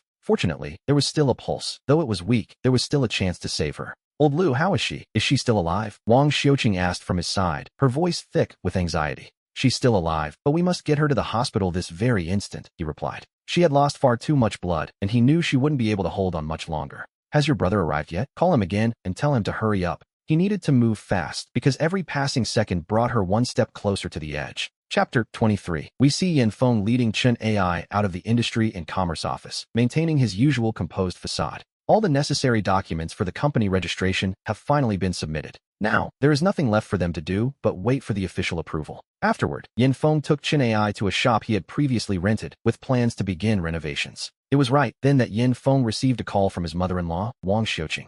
Mom, I'm busy, he began, but her tone immediately made him ask, what's wrong? Xiaofeng, Yaya slit her wrists at home last night, she sobbed. She is in the hospital now. If you are willing to come, please, come see her. Yin Feng was genuinely surprised by the news. Suicide? That was certainly unexpected. He wondered if she had died, but judging by his mother-in-law's voice, she must have survived. A pity, perhaps, but he simply said, Mom, don't worry. I'll be there right away, he promised, before promptly hanging up the phone. He turned to Chen Ai, instructing her to keep a close eye on the renovation matters for the next few days. Something has come up, he explained, before driving to the hospital and calling again to confirm the room number. He finally found them in the hallway. Dad, Mom, he greeted them calmly. How is Luli? She lost far too much blood, they replied, looking exhausted. At this very moment, she is still undergoing a blood transfusion to stabilize her condition. Has she not woken up yet? Lu Hua looked at him and said, Xiaofeng, What happened between you two last night? Why on earth would she do something like this? His eldest aunt chimed in with the same question, and after a brief silence, Yin Feng replied that it was really nothing important. It's just that Lu Li drugged me and forced me to be intimate with her, he explained calmly. You both know that this only happened very recently, he continued, playing his part perfectly. It is only natural that I would feel some resistance in my heart after such an ordeal. After that, we had an argument, and I sent her back to my parents' house. I was afraid that if I stayed with her, I might do something impulsive that I'd regret. I simply never expected that she would actually go this far, he added, sounding weary. Yin Feng let his words trail off there, allowing a flicker of regret and sadness to flash in his eyes. His father-in-law, Lu Hua, stepped forward and gave him a reassuring pat on the shoulder. This isn't your fault, Xiaofeng. You mustn't blame yourself for her actions. For the next few days, I think it's best if you both just take some time to calm down. Once Lu Li is discharged from the hospital, I will take her back to our home. That way, you can both think clearly about whether you want to stay together or get a divorce. We see that after this incident, Lu Hua's heart was gradually softening toward his daughter again. He had been terrified, truly afraid that his daughter would die before him, a gray-haired man in his 50s. No matter what Lu Li had done wrong, she was still his child, and blood is always thicker than water. Yin Feng felt a cold sense of danger. He realized his in-law's attitude toward Lu Li was already improving. It must be said that Lu Li's desperate gamble had successfully won her a significant amount of pity. He wasn't sure if she did it on purpose or truly meant to end it, but the situation was clearly deviating from his plan. The shackles of kinship, as it turns out, are not so easily broken, even by a master manipulator. And so, Yin remained at the hospital, taking care of the arrangements and watching over Lu Li. We see that she was slowly reclaiming her place in the hearts of the two elderly parents. He realized that if things continued this way, their sympathies would shift entirely toward Lu Li. They certainly wanted to save the marriage, but more than anything, they didn't want their daughter to die. Yin wouldn't allow that. He needed both of them firmly on his side for his plan to work. A blow dealt by her own parents would be far more damaging to Lu Li than insults from anyone else. At 9 o'clock that night, Lu Li finally woke up and looked over at Yin. He was half asleep by the hospital bed when she reached out a hand to stroke his face. Yin caught her hand and told her softly to rest well and stay still. He tried to place her hand back on the bed, but Lu Li gripped him tightly, refusing to let go. To be honest, Yin had no choice but to stay still, as his in-laws were still watching from the room. Seeing that Yin didn't pull away, a small smile touched Lu Li's face. She was holding his hand again. Yin took in the scene and then quietly stepped out of the hospital room, fearing he might lose his composure. He was struggling not to scold her. She had truly gone too far by attempting to take her own life. She pleaded for his forgiveness, claiming she simply couldn't imagine a life without him. Yin remained silent for a moment before offering a bitter smile, telling her he needed more time. After all, everything she had done was still burned into his memory, especially those videos on the internet. Those images were like a knife, he told her, cutting into his heart with every passing second. He explained that he couldn't just forgive her so easily, even given the current circumstances. With a heavy sigh, Yin gently pulled his hand away from Lu Li's grasp. Since she was awake, he decided it was time to leave, agreeing that her father was right about them needing space. He told her that they really should calm down for a bit and think carefully about how to face their future. Whether they should continue or simply give up, he admitted to his mother-in-law that he didn't have the answer yet. He asked her to take good care of Lu Li, explaining that he would be leaving first. Lu Li desperately wanted to stop Yin from leaving, but she realized she had no excuses left and could only watch him. As he stepped away and moved toward the exit of the hospital room, Yin turned back to speak one last time. He told his father-in-law he was heading out, and the older man gently patted his shoulder in response. The father told him to go home and take the time to think everything through properly. He even suggested that if this life together was no longer sustainable, a quick divorce might be better for both of them. Yin stammered that he couldn't go on, promising he would go home to reflect on the father's words. After leaving the hospital, Yin sat in his car, lit a cigarette, and glared back at the building with pure malice. To his mind, his in-laws were still clearly favoring their daughter, which he found utterly cursed. He felt that despite how well he treated her, they still chose her side, as if blood relations were all that mattered. He bitterly wondered if a daughter could be forgiven even after committing the greatest of mistakes. He vowed to himself that soon they would bow to him and feel nothing but disgust for their own child. She hadn't died this time, he noted darkly, but there would certainly be a next time. We see Yin driving back to his neighborhood, his mind likely racing with his next move. Just as he stepped out of the car and entered the hallway, he crossed paths with Aunt One once again. Aunt One called out to him, asking how he had finally resolved the chaos from the day before. She told him that if she were in his shoes, she would divorce immediately before the wife moved from aphrodisiacs to poison. She asked why he would want a woman like that by his side, comparing Lu Li to a venomous snake. She suggested it would be far better for him to simply find a new, younger wife. Yin felt a sudden chill in his heart, mostly because Aunt Wan's words actually made quite a bit of sense. If Lu Li was bold enough to use aphrodisiacs now, who knew what she might do when truly cornered? he realized she might eventually turn to poison to take him down with her, a thought that made him decide to be much more careful. Ian forced a bitter smile and asked Aunt Juan if she ever grew tired of monitoring his personal life all day long. He reminded her, quite cheekily, that he was still just waiting for her own daughter to grow up. Even though he was 7 or 8 years older, he told her that age shouldn't really be an issue. He joked that if she agreed to let her daughter marry him, he would divorce immediately for the sake of his future wife. Aunt Juan glared at Ian and asked why on earth he refused to listen to good advice. She warned him he would regret it, though Ian wasn't so sure what the future held. He told himself he didn't want to regret anything now. If he divorced, he would lose his connection to Luli entirely. Aunt Juan looked at Ian as if she had finally realized his true intentions, covering her mouth in genuine surprise. She asked if he intended to keep her around just to work her like a mule. She seemed to approve, telling him that torturing her before a divorce was exactly what someone like that deserved. In Chapter 24, we see Ian Fendi moving forward with his day. Instead of returning to the hospital, he went to the rented space to discuss renovation plans and supervision with Chen-hai. Chen-hai asked, while imagining their bright future, if they should start hiring employees during this initial stage. Ian gave him a playful smack on the head and asked what kind of wild dreams he was having. With the tiny amount of money they had, hiring people was, to be honest, the last thing they could afford. He decided it would be much better if they handled everything themselves for at least the first year. Chen-hai rubbed his head, looking at Ian Fendi while asking if he wasn't allowed to at least think about the future. He argued that there was a saying about people being the most productive resource, which, to be honest, sounded a bit ambitious for their current situation. He truly believed that if he didn't even dare to dream big, there was no point in starting a business together in the first place. In his mind, if he wanted to play it safe, he could have simply found a steady job at a factory. Ian Fendi just covered his face, looking at him with a sense of complete helplessness. He told Chen-hai that since the business license and other documents hadn't arrived yet, he should use these days to get some proper rest.